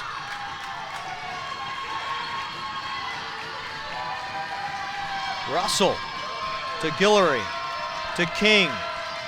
Gets the screen, the stop from the right elbow. Left that one short and hustling after the rebound. A great job of blocking out by Jensen on the other end. Here's McEwen, hesitation dribble, look for the reverse. Now a little no look and a advantage if it can, somebody's got to win the foot race. And they both tackle one another along the baseline. Yeah, unfortunately, in this case, the foot race may have cost them the ball as Bree was the one that got down there the quickest, but she also was the one that hit it out of bounds. Oh, they're going to will give it back to Spokane. Oh, here we go. Okay, they did in fact get it. The foot race between Green and Skidmore. I like stride the play for stride. Kirsten Russell, knowing she wasn't going to be able to come up with it, just batted the ball towards her own basket. Wise move. Gave her team an opportunity to possibly get a score, and now here they are with the possession. Guillory can't get the turnaround to fall, and Walla with a chance to cut it to at least 4 if they can get a field goal here. Hesitation is McEwen. It's Skidmore. Out top to James. They'll swing it around back to Skidmore and tipped away. Hustling after it is Jensen in the corner. King will not pursue. Hesitation dribble, now the wraparound. Stop, had King on the fly and a foul call. They will get Caitlin Ward for number 4. And I like the play by Jensen there. You mentioned the wraparound. I mean, going behind her back, getting King off balance a little bit, cutting it back into the lane. Didn't get the bucket, but does come away with a foul. And a big foul that is, as the 6-foot sophomore from Priest River will have to exit with 4 fouls. And indeed, Mosgrip back in, and Heine for the Sasquatch.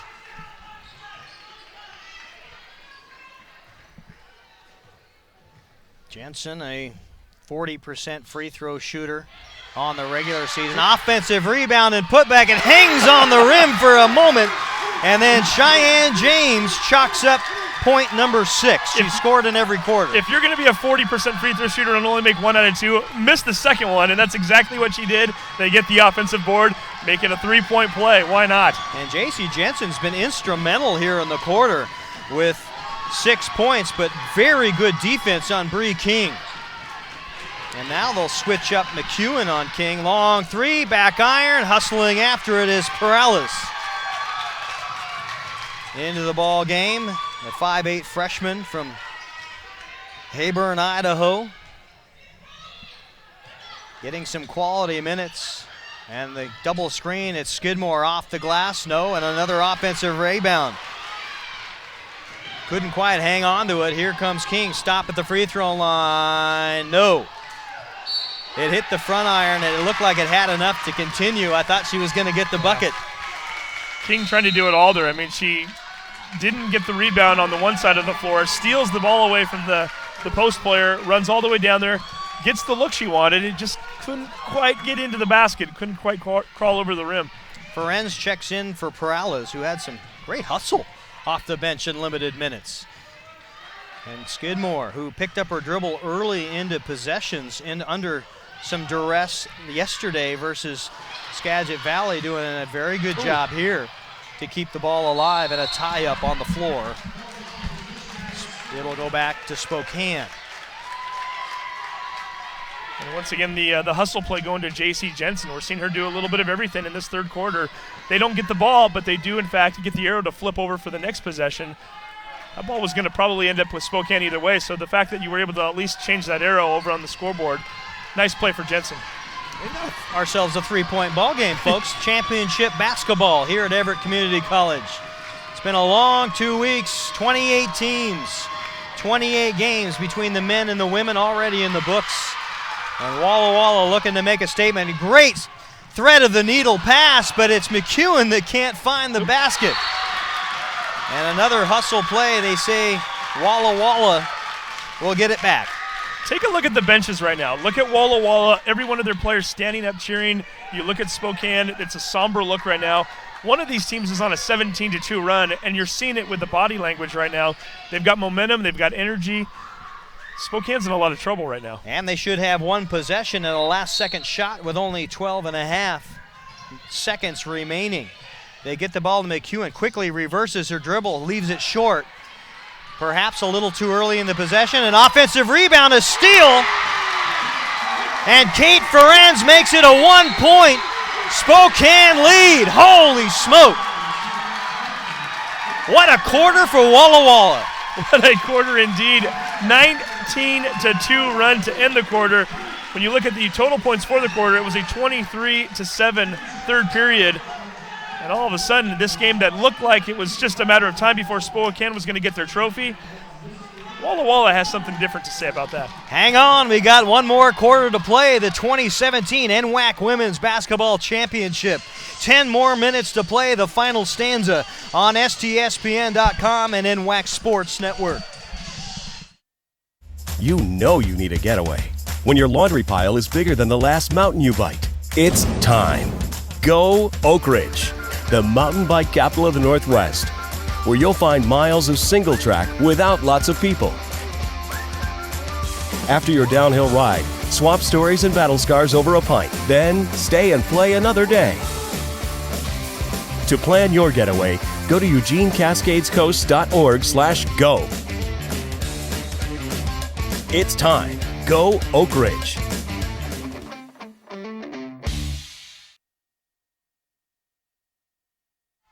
Walla Walla's shooting woes definitely erased in the third quarter. 7 of 14, a 50% clip from the field, to 3 of 12 shooting, or 25% for Spokane. Those 3 field goals, only 7 points. They did not attempt a free throw, the Spokane Sasquatch, in that third quarter. Yeah, not a great way to win ball games. I mean, if you have an 18-point lead, and it was almost like they went into conservative mode way too early. We'll see if they can get some of that back now in the fourth. A 1-point Spokane lead and a turnaround jump shot, and Cheyenne James gives the lead back to Walla Walla. And that's the first time that Walla Walla has had the lead since the early first. And the thing you're starting to note here too a little bit, when Walla Walla was down, McEwen had 23 of their 28 points. In their last 23 points, she's only had 3 of them. They're starting to play more team basketball, and it's showing on the scoreboard right now. Swanek draws nothing but atmosphere, and coming the other way after the air ball. Stop and pop for James. No, she'll dribble it back out and find McEwen on a beautiful cut down the lane. And the lead to 3. Walla Walla roaring back. Ferencz one time down getting the basket, this time finding her teammate. Again, it just goes back to team concept, good fundamental basketball, 3-point lead. It's Moscrip. They'll get it to King, dumps it to Heine, one bouncing up in traffic, and that'll silence this Walla Walla crowd for a moment. I believe we've got ourselves a ball game here, Keith Neely. 1 point, Walla Walla, 53-52 lead. And they'll do it. Back against man-to-man pressure, dump it again into James. Do they have the answer? She thought she got fouled, is slapping her wrist and showing the referee. Nonetheless, Bree King will dribble up into half court. Over to Swanek, top to Guillory. Now to King, being guarded heavily by Jensen. Moscript again, taking all the time on the clock. They're trying to find one of the bigs underneath. 10 to shoot. Swanek into the lane. Heine with the 12-footer, rattles around, kisses the glass, and falls in. She's got 4 in 2 possessions. And the lead back to Spokane.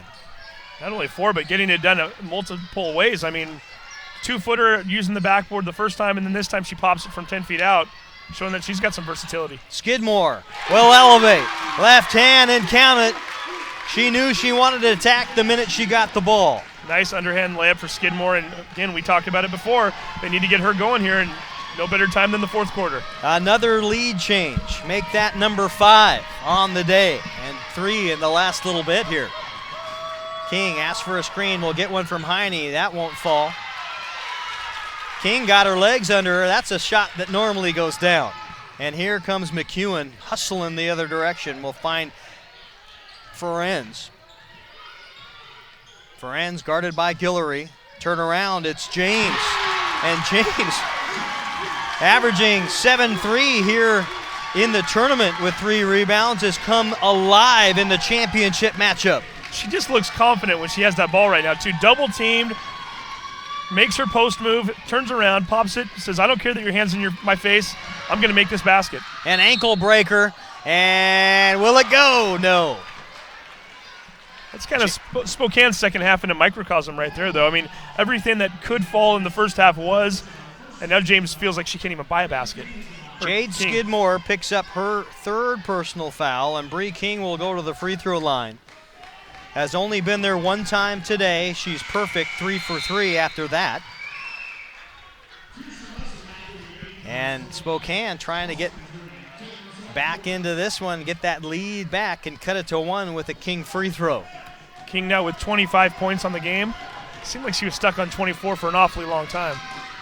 And give her 26 after a pair of made free throws. She's averaging 29 and the full court pressure. McEwen says, I want the rock.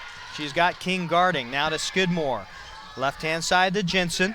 She'll look in, back to Ferencz. Top of the key to Skidmore. Being guarded by Russell. Dribble drive, left hand, step back. The 3 there, no, but they'll give it off to Ferencz. An unlikely shot for her. And King will clear. Long lead pass up to Swanek. Will she take it? No, back to King. Gets the screen, hesitates for a moment, left side, right in front of her own bench. We've got 5:57 to play in the contest. A 1-point Walla Walla lead. And a foul on the floor. Only 12 on the shot clock.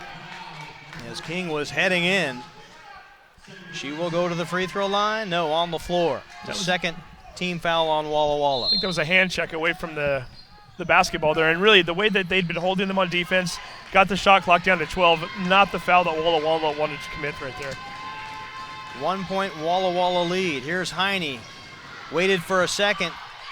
Can't get the shot to fall. An offensive rebound. And they will consult, they being the referees today, Sean Martin, Mike Eichert, Rusty Vineyard. And a foul call.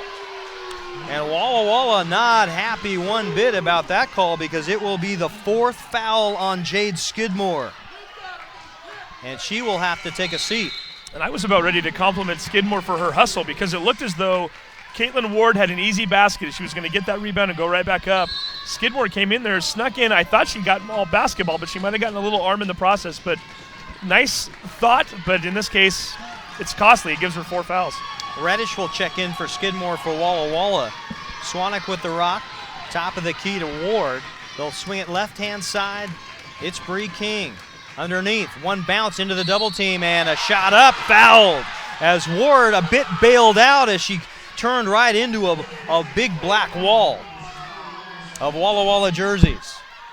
Bailed out, but really give her a lot of credit for causing the bailout. She forced her way right towards the basket there. She knew that if she stood her ground, she could draw contact, and now she's going to get 2 free looks at a basket. Reddish with the foul. That will be the 4th foul on Walla Walla. One more, and Spokane will shoot free throws to the rest of the way. Caitlin Ward, a 70% free throw shooter, already with 1. Looking to make it 2 here with this one, and does. And Spokane back in the lead, 58-57. Things get interesting now too here a little bit. Yeah, they already were. Right? Touche. For so long we were looking at just a clean game with not a lot of fouls, and all of a sudden now both teams starting to look at players with foul trouble, and something they didn't really have to monitor for the first 2.5 quarters of this game now becomes an issue. Well, is fatigue part of that? You have a half step slower here. You played a lot of tournament basketball.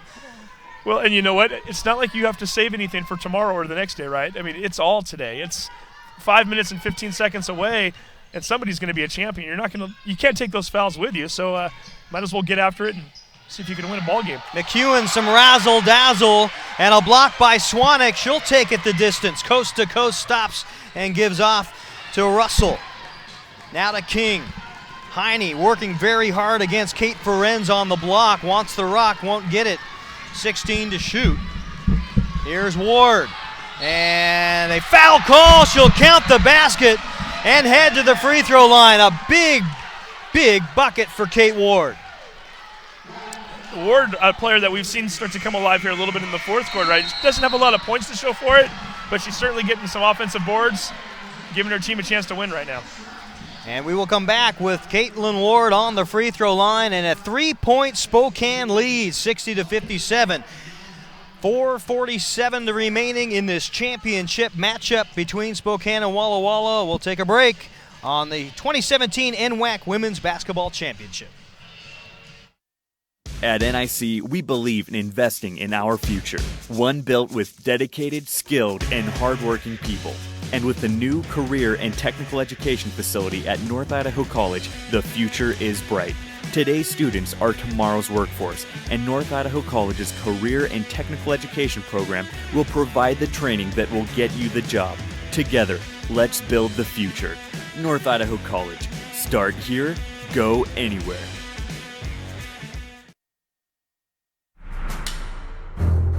The Guard has over 50,000 wheeled vehicles in action. The vast fleet of Humvees, troop transports, and fuel tank trucks are always moving soldiers, gear, and equipment around the world, or delivering aid to civilians during domestic emergencies. Transport operators are essential in getting the Guard to where it needs to be.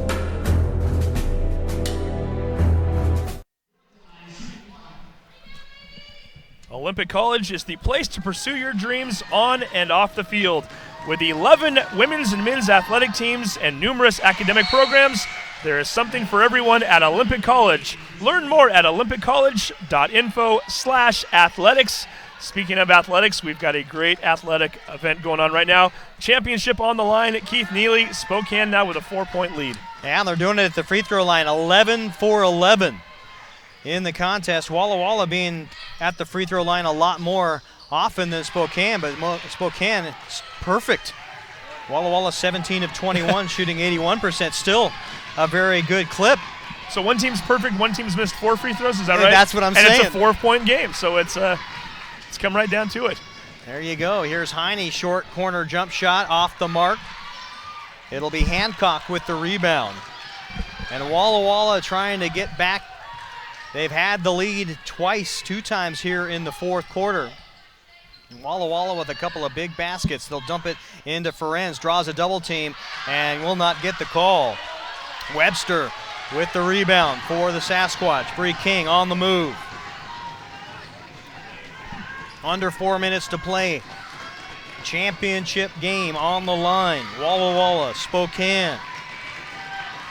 What a doozy as Heine will back down left-hand side, no good. Coming up with a rebound again is Hancock. She's had 2 huge stops down there in 2 possessions.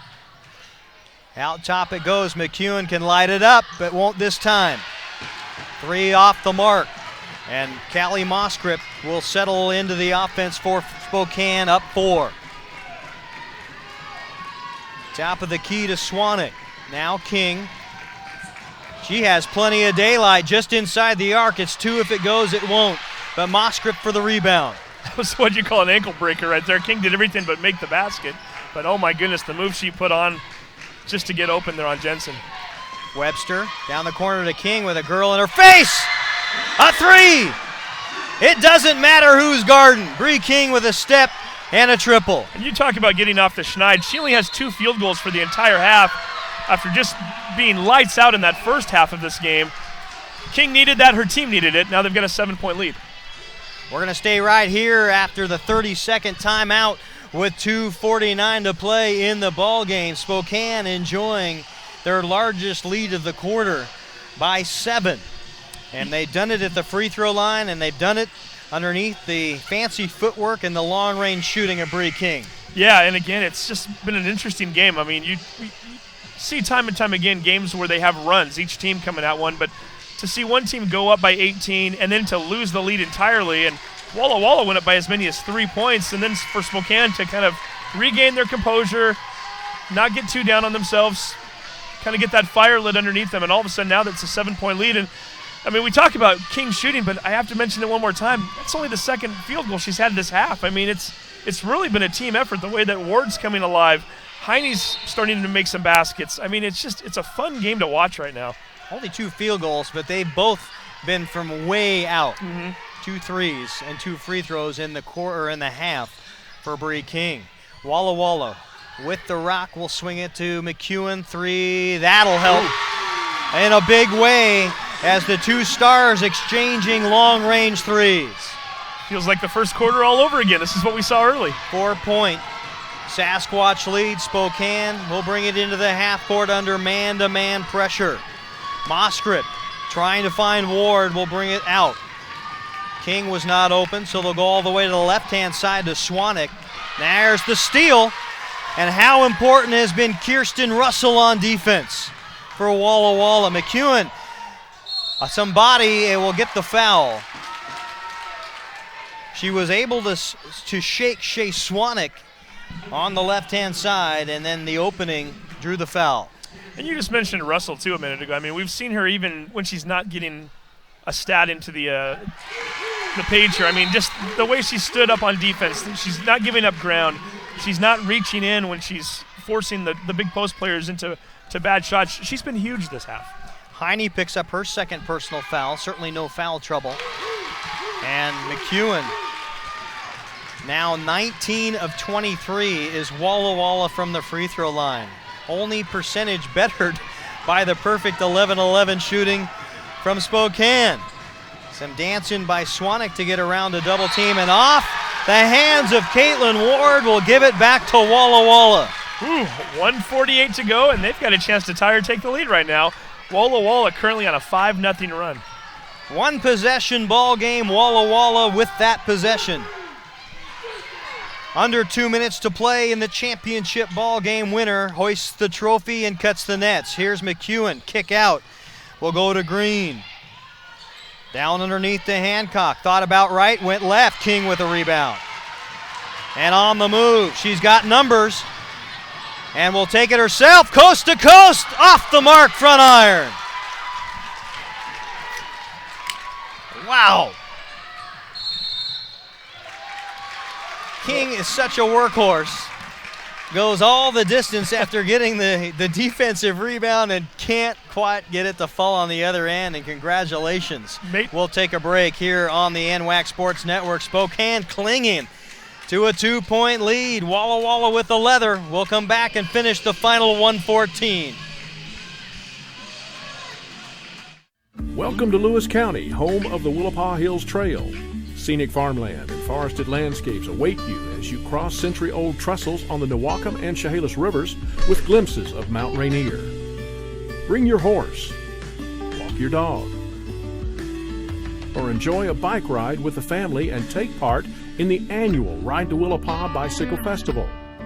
Get outside and unwind. Your adventure awaits along the Willapa Hills Trail in Lewis County. I may get that one after the game's over. High atop the Walt Price Fitness Center here at Everett Community College, STSPN broadcast of NWAC basketball has come down to a dream final. Steve Willits and Keith Neely high atop. And you look at Walla breaking huddle under the direction of Bobby Hazeltine. They've got the rock, but they're down 2. They go down by 18. They wipe that out, take the lead. Then they go down by 7. Now they're on a 5-0 run with a chance to either tie or take the lead. Just a lot of resiliency from this Warrior team. They really are Warriors. McEwen will get the inbound. Passes to Skidmore. Now to Green. Back to McEwen. Gets to Sasquatch in the air. Spins around, up and in. We're tied at 64.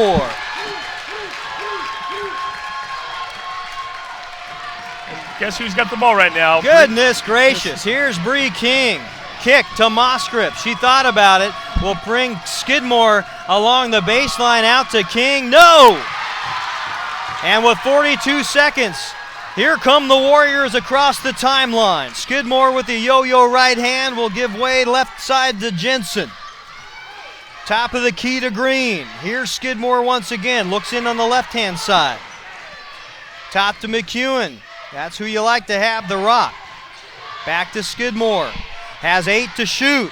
Stop and pop. Rattles out. Moskrip with a timely rebound will find Bree King, and with 10 seconds to play, we've got a timeout on the floor. Championship basketball comes down to the final 9+ seconds. We'll stay right here, we're told by Todd Elvig, our producer of STSPN, and Steve Willits. You can't ask for anything better from a fan standpoint, from a basketball broadcasting standpoint. You know, both teams are thinking about things in the huddles here. What are they talking about? As well they should be. I mean, this game almost feels like it's destined to play extra, right? But for Spokane, I mean, how frustrated do you have to be right now? I mean, Bree King misses an open look at a layup, did all the tough stuff and made that look easy. Then she made the easy shot look tough. And then she has the look she wanted along the baseline a minute ago. 8-foot pop, misses it. Boy, I mean, I've got to think that if you are designing a play right now, you're going to go back to number 20, right? Time and time again, she has 29 points tonight. She set the tournament record for 46 points in a game. Or you decoy. You decoy her thinking she's going to get a double team. I don't know. I'm of the Hoosiers mindset. You've got a money player. This is where she creates her legacy. I want her to have the ball. So, and how fitting would that be if they could win it on a shot from Bree King, knowing what kind of a tournament she's had thus far? 1 timeout for each bench. Walla with 5 fouls means if they have a foul, Spokane will be shooting 2 free throws. It will be Heine who inbounds the ball to King behind the timeline. 7 to shoot. She'll take it herself against the triple team. Off the mark, Skidmore with the rebound. And we have a foul call or a timeout. It is a timeout. Bobby Hazeltine asking for a timeout, showing she thinks there's 3 seconds left on the clock. If she does get the timeout, you will advance the basketball under 2 minutes to in front of the Walla bench. So as soon as we sort this thing out, she did get the timeout, but how much time they put on the clock. The officials there you see in the foreground of your screen talking about it. And if they add a second's a big thing. When you're starting in front of your own bench, you don't have to make a whole trip up the court 92 feet. It's virtually impossible to win the game in 3 seconds. But half court, and keep in mind, the clock doesn't start until the player touches it. If you get somebody coming into the key or around the three-point line and they get that ball right there, you can get a very good look. It's not just a heave or a desperation shot. You could actually run a play right now if you're at half seconds to go. And on the scoreboard, you see 2:10. That is not 2 minutes and 10 seconds. That is 2 minutes, 2 seconds, and a tenth. And that is what they will keep on the board, it looks like, although there's still a huddle in front of the official scorers table. And they are explaining what they think they see. They're at the officials table doing the replay. There's a replay official, that being Lee Mullen. And the explanation, we're hoping to get it here pretty quick. Let's just sort things out again. Spokane has 2 fouls to give, so they may just foul the inbound a couple of hard hacks here to get some more time off the clock. If you're going to do that, you need to do it very quickly. I mean, how many times have you seen it where somebody goes to try to give a foul? If they were to catch the ball and get off a shot and you reach in too late and they're in the act of shooting, then you put them on the free throw line. So if you're going to do that, make sure you do it the right way. Another timeout on the floor. This time Walla Walla is out of timeouts. Spokane still has 1. 5 team fouls on Walla Walla to the 2 of Spokane, and we are tied 64-64 as we wind down the championship ball game in the best possible way. Yeah. 2 numbers to keep in mind on this particular inbound, 10 and 35. Number 10, McEwen, she has 35 points so far. I'm going to think that they might try to get her the ball. She's actually the one inbounding, so we'll see what they can do here. McEwen will inbound. They'll get it to Skidmore, 2 to shoot. Into McEwen, 3 on the way, off the mark, bonus basketball. Oh, wait a second, what are they calling here? McEwen into the bench right in front of her. Do we have a foul call? Walla Walla looked like they were celebrating momentarily, like they thought maybe that a foul was called. I thought the official blew the whistle and raised his hand as if the time ran off the clock. We'll take a look at the replay here on STSPN. She did take a tumble, and it looked like Caitlin Ward did tap the top of her wrist as the release was going in, or the release for McEwen let go of the ball. So there was a bit of contact. Was there a foul call? Oh, they're going to show it one more time here. See if Todd can get it even back a little further for us so we can actually see the contact. Well, and a bit of a bit of Hollywood after the shot. As they look on the replay, the officials huddle down on the. And to be honest there, Keith, I think if it's even close, I think a no call is what they're going to go with. You don't want to decide the NWAC championship on a replay if you're not sure if you see contact or not. Again, she does flip over backwards, but there's a little bit of a flop there. There might have been a little contact, but if it's just incidental or not much, I think they're going to give the benefit of the doubt to the defense. Completely agree. And here we see it again in slow motion. That's Skidmore to McEwen. The shot is up, and yeah, she goes down on her own accord. There's a little bit of contact, but not a whole lot. And the contact might have been well after the shot was up, too. We see Ward kind of going forward, and then it's almost like there's a second motion, and then we see the flip over backwards by McEwen. So if that's the case, it might have been a little incidental, maybe well after the shot, and they're certainly not going to give her that. Let's look at it one more time. There is the pass by Skidmore, McEwen with the release. That's Ward with a bit of contact, and then back into the bench. Well, we'll let the referees draw the conclusion here after looking at the replay. They're seeing the same thing that you and I are seeing, Steve. And Tom Lafferty's right behind us. Now he's getting ready to call the men's game coming up here shortly. Tom, you're thinking there's a 3-shot foul coming up here, right? Now, is Tom calling that because he's ready to get into the action, or do we really think he wants us to watch the elbow here? Now, does that hand go out? Is it during the shot, or is it after, or does it matter? I'm not sure that's Ward's hand. That might have been one of the bench players that was a celebration. We'll find out. They're still talking things over. We're going to watch it one more time here in super slow motion. The shot is good if it counts. So there's no question that the shot was indeed a legitimate shot attempt.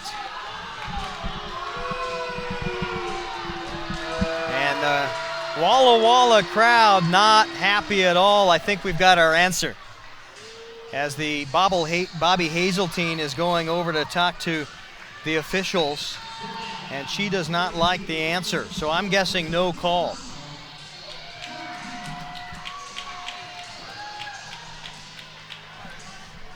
Strangely, they have Ward up on the board for her 5th personal foul. They've just put time back on the clock. They're saying it wasn't on the shot, it was afterwards. They are going to call her for the arm check, but it was in fact after the shot was up in the air and well towards the basket. So that is indeed Caitlin Ward's 5th personal foul. She will take a seat. And as you mentioned, they had 2 fouls to give, non-shooting fouls, so 0.4 seconds left. They're going to get a chance to inbound, but they've got to do something extremely quickly. It will be Green that inbounds for Walla Walla. And they will give it to McEwen, and we have bonus basketball. Overtime, 64-64 at the end of regulation. Championship basketball continues. 5 more minutes on the clock. We'll take a quick break and be back. You're watching a 64-64 tie at the end of regulation on the NWAC Sports Network. Stick around.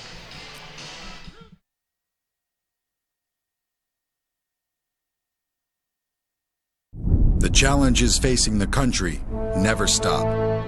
So neither does the U.S. Army. We train, adapt, and get smarter. Every soldier, every unit, every day. Not to keep up with change, but to drive it. Nobody knows what problems tomorrow will bring, but we do know who will solve them. Before there could be a nation, there had to be people willing to fight for it, to take on the world's greatest challenges, whatever they might be. So the U.S. Army masters not only tactics and strategy, but also physics and chemistry. We make battle plans and create breakthroughs in medicine, science, and engineering. Our next mission could be anything, so we prepare for everything. Fans, if you're looking for a challenge, push yourself further. It begins when you enlist as a soldier in the U.S. Army. Be trained in one of more than 150 career fields, and you could even earn money for college if you qualify. Find out more, visit your local Army recruiter or log on to GoArmy.com. Overtime basketball, 64-64, and everybody starting except Caitlin Ward back on the floor. We'll have to give you who's on the floor. It'll be Heine who jumps center and Bree King who controls for Spokane. And their first possession of overtime. The 2017 trophy on the line at the end of 5 minutes minimum. As King shakes and bakes Jensen to the hole. Back out top to Heine. Now to Moskrip. Moskrip looks in. Has to throw it up. Gets her own rebound up off the glass with a right hand.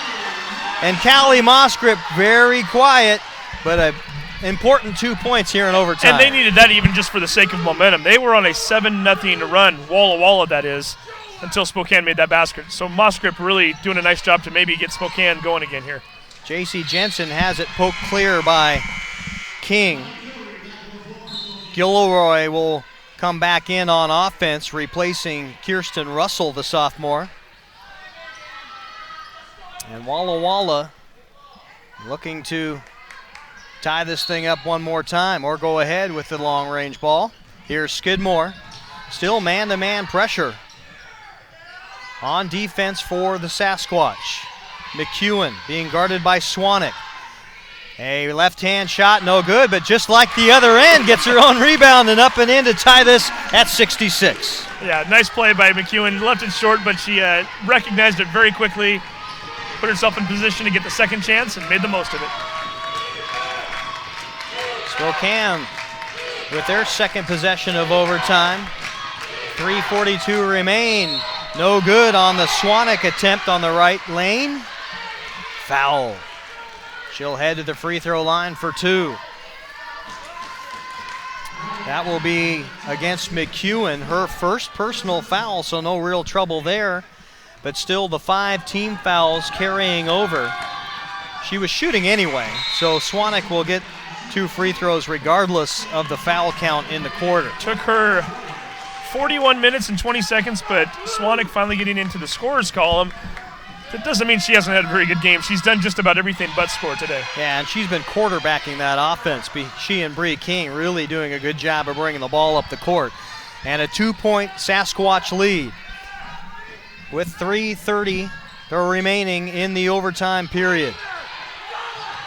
The winner cuts down the nets, and a foul underneath will go against Bree King. That'll be her second personal foul, and only the 4th team foul on Spokane. Still a foul to give.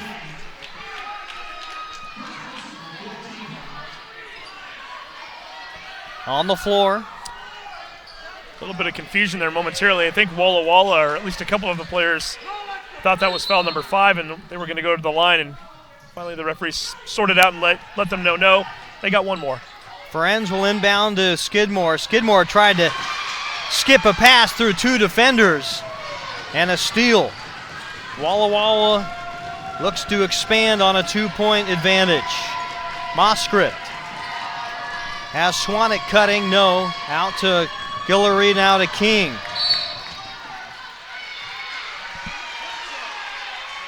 Like to give a shout out to our cohort Scott Oshman listening along. We hope you're enjoying the call. We found a good one to dial into. Yeah, absolutely. As King heads to the free throw line, that one connects on all the rim before it comes to a stop through the net. Did Scott Oshman just tune in, or has he been watching the whole time? If he just tuned in, he's missed a heck of a ball game so far. Might have to go back and watch that later. Fortunately, it is available on demand. 2 King free throws. 4-point Sasquatch lead. Skidmore having some trouble against Swanek defense in man-to-man pressure. Into the corner to James now. Back to Ferenz. Ferenz looks in on Guillory. Back to Skidmore. Skidmore dribble drives left side. Drew a lane, but a double team. Out top to Ferenz for 3! Count it! Ice water in the veins right there for her. Ferenz needed that shot. You're down by 4. You're going to pull up a couple feet behind the 3-point line. You better be sure you've got the right look, and you better be sure you bury it, and she did. 1-point Spokane lead with 2:18 to play. King with a step back. Drew nothing but air. Was it touched by Jensen? Perhaps. The result is the same. Unbelievable. This Walla Walla team, it's like a cat with 9 lives. You go down by 18, you come back, you take the lead. You go down by 7 with 2.5 minutes to go, you close out regulation on a 7-0 run. With a chance to win it. You fall down by 4, you hit a 3, and now you come right back, and you've got a chance to go ahead again. Just the resiliency this team keeps showing. They do not want to go home without that trophy. McEwen takes it in, handcuffed by King on the right-hand block. That will be King's 3rd foul, and McEwen to the free throw line, where she is 8 of 9 tonight. That's who you want at the stripe. 3 points in the overtime period for McEwen, the freshman out of Touchy. You can almost see the frustration on King's face, even from way up here. Shots aren't going for her right now. She's picked up a couple fouls here in the last few minutes. She's the star of this team. They need her to do something here in the final 2 minutes of this first overtime. Walla Walla's first lead in the overtime. Guillory gives to King. Stop and a pop behind the screen. Drew iron and off the mark. Skidmore says, I'll take control and we'll push. McEwen looks over at Coach Hazeltine for instructions. Now will drive in on Moscript. Stopped and popped, left it short. Moscript with the rebound. She'll have to look into traffic and a foul. Free throws coming. Callie Moscript gets up looking at that left elbow. That one didn't tickle as she fell right down on her stomach on the ball. I thought for a moment she might have knocked the wind out of herself. Only the 2nd foul on McEwen for Walla Walla, but the 15th foul. We're going to shoot bonus free throws on both sides the remainder of the game as Moscript connects. The sophomore from Lewiston High School in Lewiston, Idaho. A big-time free throw and a big-time game, the championship. She hits them both. And a 1-point Spokane lead at the timeout. We're in overtime. 1:30 to play. A 1-point Sasquatch lead over the Warriors of Walla Walla. As you watch Bruce Johnson talk to his squad We'll take a break. You're watching the 2017 NWAC Women's Basketball Championship Basketball game on STSPN and the NWAC Sports Network. My game's developed 100% since I've been here in the Bay Area. Getting to the NBA is a major accomplishment, but surviving in the NBA is a totally new challenge. The way that I see the game now is all because of the experiences I've had in the last 7 years. It's all been an amazing journey.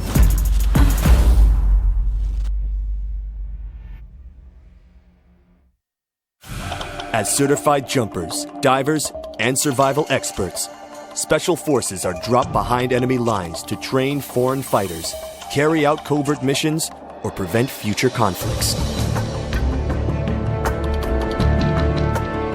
These soldiers live for the challenge, highly trained and highly intelligent. Special Forces.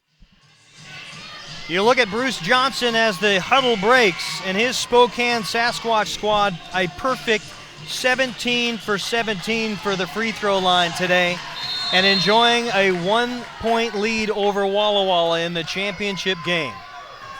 Skidmore 17 for 17, and they're ahead by 1. I guess those free throws are kind of important, aren't they? Well, Walla Walla not too shabby, only missing 3 of 25 shot attempts, 22 of 25. Which I like to see at any level in a championship game. Here's McEwen with 11 to shoot. Now 9 to Skidmore. Left hand to Ferenc. She'll take it the distance, and a foul on a block call. Bree King to the deck. Ferenc, a 73% free throw shooter, to the free throw line. Ferenc with a giant triple. Possession ago, has 4 points now in the overtime. 72-72 with a chance to go ahead for the second time in the 5-minute overtime period, and does so. Not only that, but she had 0 at the half, so she has all 11 of her points either in overtime or in the second half. 54 seconds to go. Plenty of time on the shot clock to likely give Walla Walla another possession. Here's Guillory from straight away. Count it. A kiss off the glass, and it goes down a 2-point lead. Amani Guillory couldn't be more timely. 21 on the game or shot clock, 36 on the game clock. To Skidmore. Looks in on King. Gets the screen. Can't hit the bucket. King off the mitt and out of bounds. It'll go back to Walla Walla. With the shot clock turned off, this possession could come down to 1 shot in the ball game. And King had the position she wanted for the rebound. She just didn't have the balance and knocked it out of bounds. 28 seconds to play, down 1, and you've got the rock. They'll get it into James. Turns around on Heine, and a collision on the end line. I think they're calling a foul. Go back no. to Spokane. J.C. Jensen had the ball as she went along the end line and out of bounds. It looked like we were going to have to take the next ball on the split after all the bodies and pins were lying along the baseline. The referee stood right over Callie Mosgrip and had his finger pointed right at her, and I thought he was getting ready to call her for a foul. There was so much contact, you couldn't tell, okay, was it incidental? Did they think there was a reach-in? But I thought he was getting ready to whistle, and then all of a sudden, next thing you know, he's pointing the other way, and Spokane basketball. 74-73, Spokane with the leather and a 1-point lead with 17.4 seconds on the game clock in overtime. Neither team has a foul to give, both teams with a single timeout, 1 apiece. And it's almost basketball Murphy's Law, isn't it? We keep talking about how Spokane is perfect at the free throw line. They're 8 for 8. They're 11 for 11. They're 17 for 17. All of a sudden now they've got a 1-point lead, 17.4 seconds to go. And you know a foul's coming. Unless Walla Walla can get a steal or force a turnover on the inbound, a foul is coming. Are they still perfect when we're talking about this at the end of the game, and does it end up playing into the outcome of this game? You've got 2 outstanding 3-point shooters on Walla Walla. Sierra Jo McEwen and Teresa Aycock both shooting 33%. with the minimum amount of attempts. Good enough for a tie, both of those for 8th in the NWAC in the regular season. So we'll see if they bring the freshman from DeSales onto the floor. I mean, McEwen had 81 three-pointers alone just in the regular season, so we certainly know she can shoot it. And Kate Ferencz, I mean, we saw her hit a big one earlier.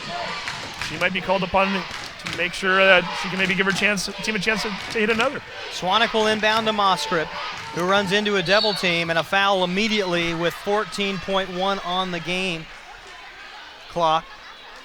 And the 1-point lead will put Callie Moskrip to the free throw line, where she is perfect 2 for 2 in the game and this overtime. Has 4 points in the overtime and heads to the stripe, shooting 69% from the free throw line. And that almost got really interesting because the possession arrow right now is pointing in Walla's direction. Moskrip almost got tied up. And the free throw hits the front iron and settles in for a 2-point Spokane lead. They will take Jensen out. Ferencz back in for Walla. And one more shot. Callie Moskrip to the free throw line. Good. 3-point basketball game. And 11.2 seconds to go. We've got a timeout on the floor. Or do we? I don't know. An errant whistle, perhaps, as the whistle definitely blew. And you can see Bobby Hazeltine again talking things over, incredulous at not getting the call. And it'll be Bruce Johnson that takes the timeout for Spokane to draw up a defense. We're going to keep it right here on the NWAC Sports Network. You're talking things over in the huddle. Let's start with Bobby Hazeltine. What are you telling your Warriors? Well, I'm just curious as to what was going on there because she was very upset. I would have thought that she wanted the timeout there unless she didn't have one. I mean, we're looking at the board, and again, during overtime, I know the rules changed a little bit, but she was very upset about something. I thought maybe a timeout was the perfect thing, or perhaps she already had a play drawn up. Well, there was one timeout apiece on the board, and I think maybe Hazeltine did call timeout. She didn't have one, even though it showed on the board. And instead of saying you're going to give you technicals, they just erased it from the board and took the ball out of bounds. But yeah, if you're Hazeltine, obviously, like we pointed out, you've got some three-point shooters out there. I don't know if we've got I'm guessing Acock's out there. I don't see her out there. Well, maybe I not. Don't see her out there. Obviously, McEwen can hit him. Ferencz, we know, can hit him. They've got a few options here. Skidmore will take possession. Under 10 to play now, 6. It'll be Ferencz. Tie up underneath, jump ball. 3.6 seconds will go back to Walla, down 3, clinging to the basketball in one last possession. That was almost a season ender right there as Bree King able to get her hands on that basketball. But Walla, the power of the arrow. We'll see if it helps him here. Reddish to McEwen, 3 on the way, off the back iron. That's your ball game. Your 2017 NWAC Women's Basketball Champion, the Spokane Sasquatch. In overtime, 76-73. What a ball game. Bruce Johnson, his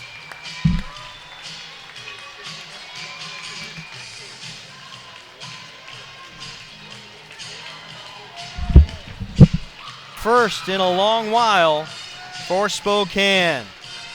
We'll take a break, bring back the statistics, and we'll have the interviews from Steve Willits down on the floor with the winning team. Again, Spokane, your champion. We'll be back.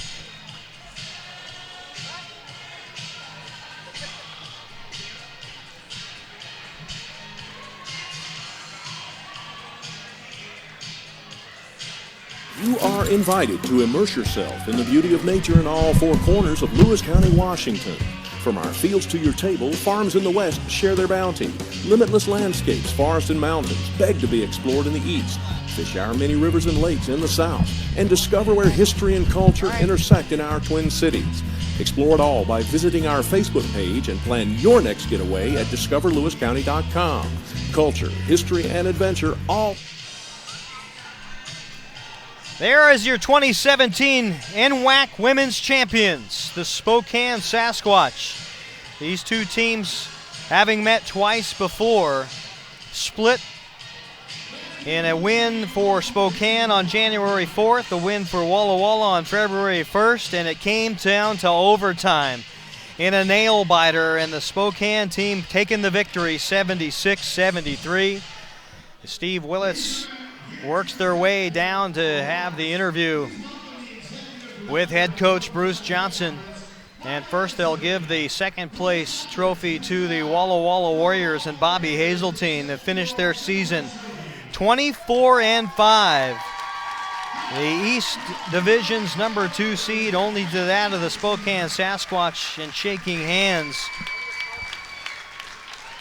with the league director, the executive director of the NWAC, Marco Azurdia, getting their second place trophy, and Mackenzie Reddish, the sophomore, taking the hardware. And the pictures now, you look at the next one in line, along with the bracket that'll be hung in the Spokane Gymnasium. And it's with a lot of hard work that starts early in the season and all the way back in August when you start having open gyms, as you see Bree King along with Madison Johnson accepting the trophies. And what a relief to get through that overtime and hang on. Walla Walla not going away until the final possession, which they had, could not get it to fall. McEwen having a couple of opportunities to win it at the end of regulation on a long three right in front of her bench. And then again at the end of regulation, both falling just short. And it will be Spokane hoisting the NWAC Trophy, 2017 NWAC champions.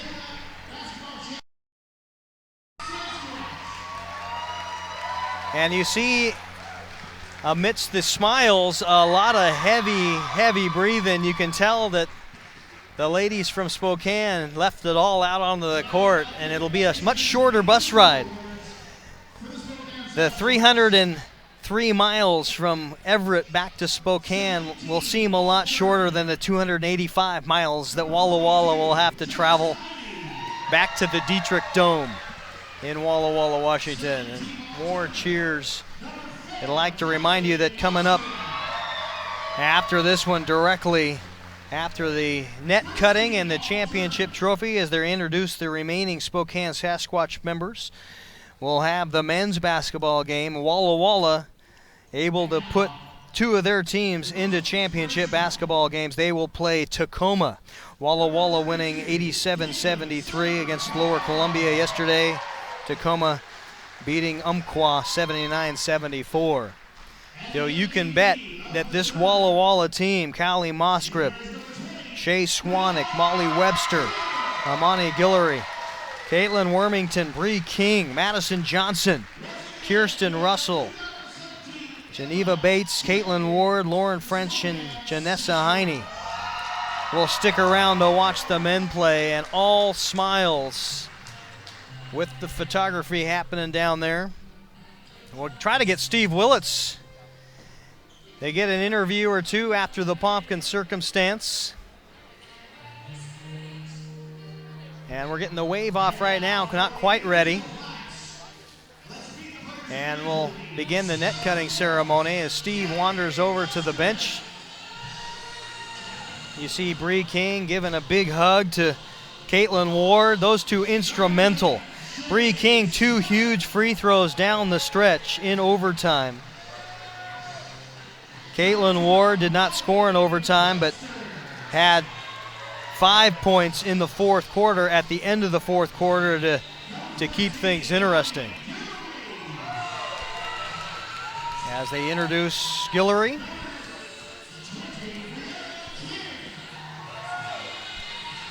And there's Bree King, your single game points leader in a tournament, 46 2 games ago. And as we get the individual hardware passed out, we'll get some statistics. 24 of 63 shooting for Spokane. A 38% clip for the game and overtime, so including regulation and the overtime period. A 38% from the field shooting, 8 of 20 from beyond the arc for the Sasquatch, 40%, and a perfect 19 of 19 from the free throw line. How huge was that to get you the win? Mighty. Walla Walla just a little bit under from the field, 23 of 63. Incredible, they both took the same amount of shots from the field. Walla Walla coming up one shot behind, 37% clip. From downtown, 5 of 15 for a 33% from beyond the arc for the Warriors. And free throws, boy, wouldn't you like to get 4 back? That's all they missed, 4. 23 of 27 for 85%. You tell a head coach they're going to shoot 23 of 27 in a championship ball game from the line. They're going to get to the line that many times, and they're going to hit 23. You like your chances. But it was only bettered by the 19 of 19 by Spokane. Holy cow. 76-73 your final.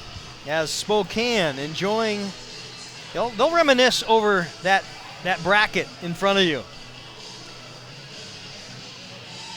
A lot of great basketball. The one that a lot of people thought they weren't going to get was the win over Umpqua yesterday afternoon. The high-flying Umpqua Riverhawks, 85-plus for the season and in the tournament per game. Held to under 60 by Spokane, 63-58. And what many called an upset.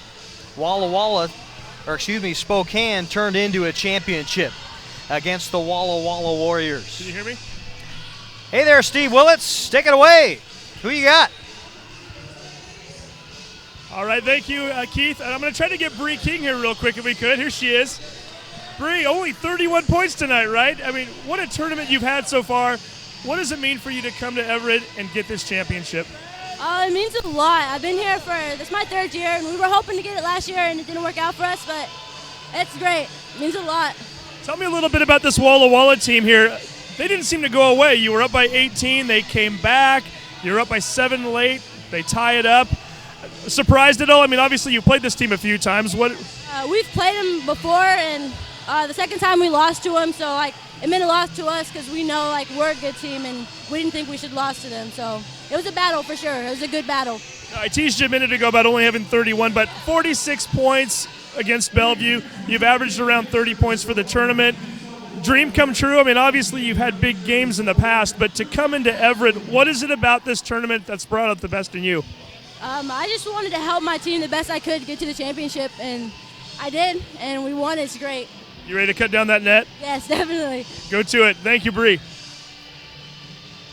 All right, Steve Willits with Bree King. You mentioned it, averaging nearly 30.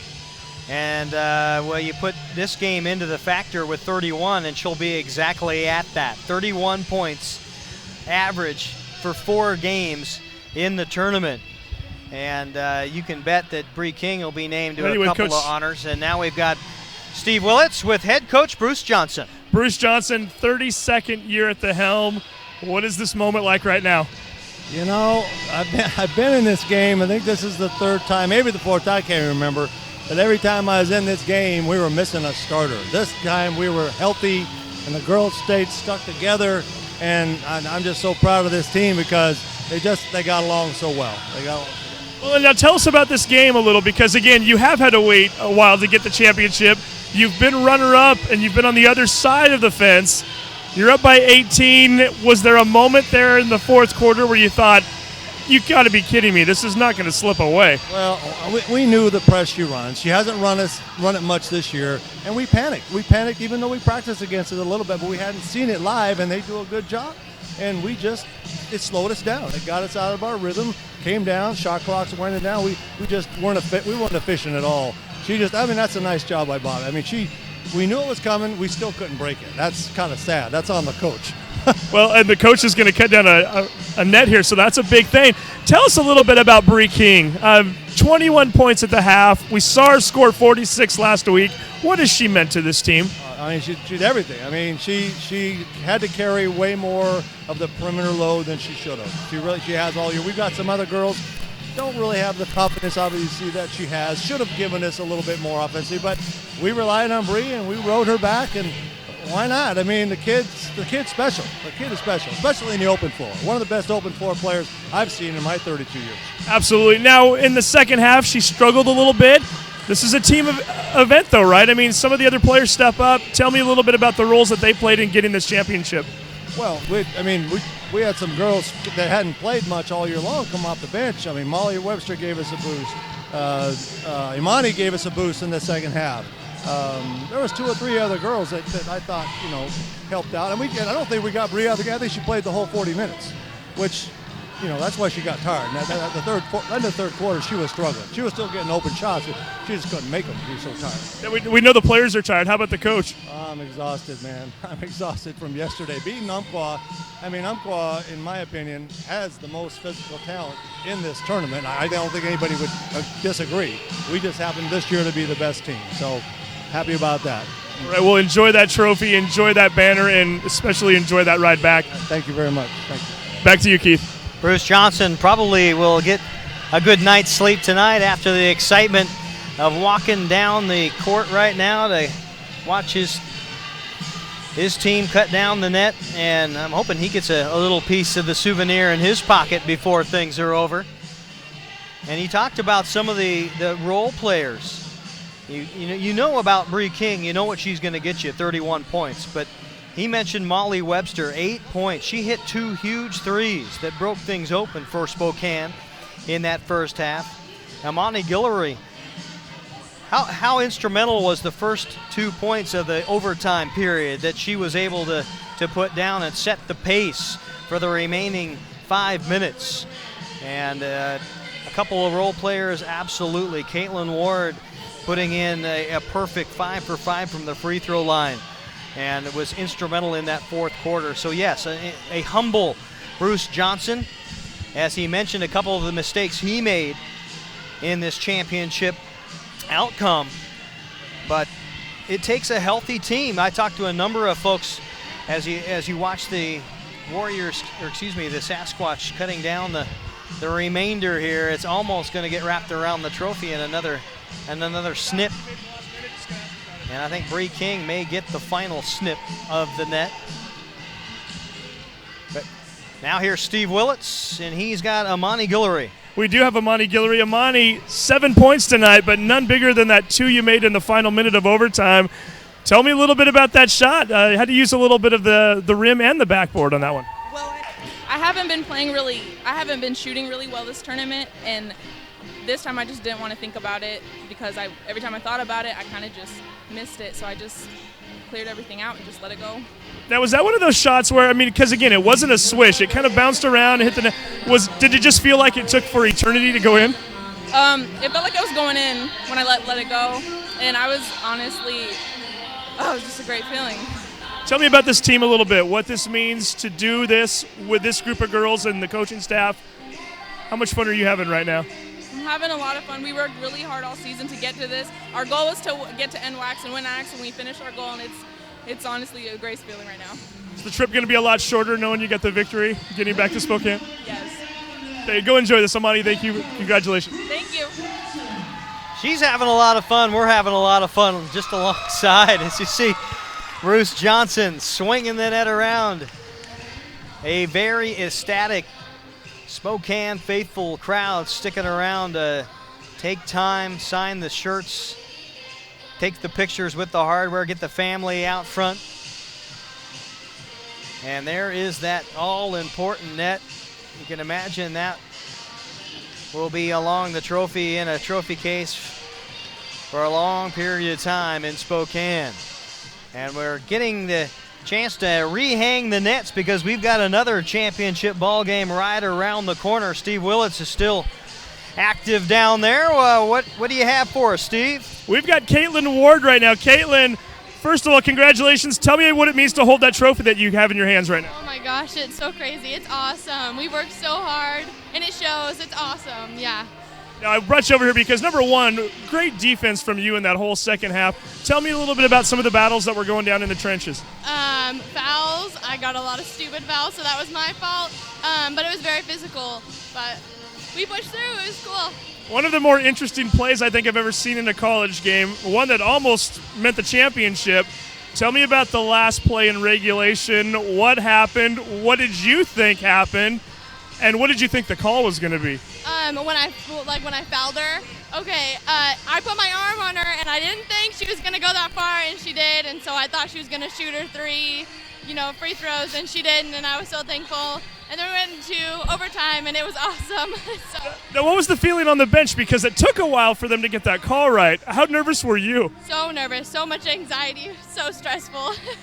And it was your 5th foul, so you had to watch the rest of the game from the bench. What's that like, feeling kind of hopeless or helpless at that point, like you can't help your teammates? It's horrible. It was so horrible. I felt horrible that I left him out there without another big. But Imani came out as a 4, and she knocked him down, so. Well, and quite frankly, the team doesn't make it into overtime without your play. So congratulations. Great game for you tonight. Great victory, and enjoy that championship. Thank you. Caitlin Ward, the sophomore from Priest River, Idaho, all smiles and holding that all-important 2017 NWAC Women's Basketball Championship trophy. As the pictures continue down on the floor, we'll take a break. You're watching STSPN.com and the NWAC Sports Network.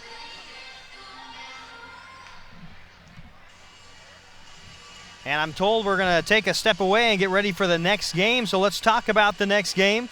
Tacoma and Walla Walla in the championship, 5:15 p.m.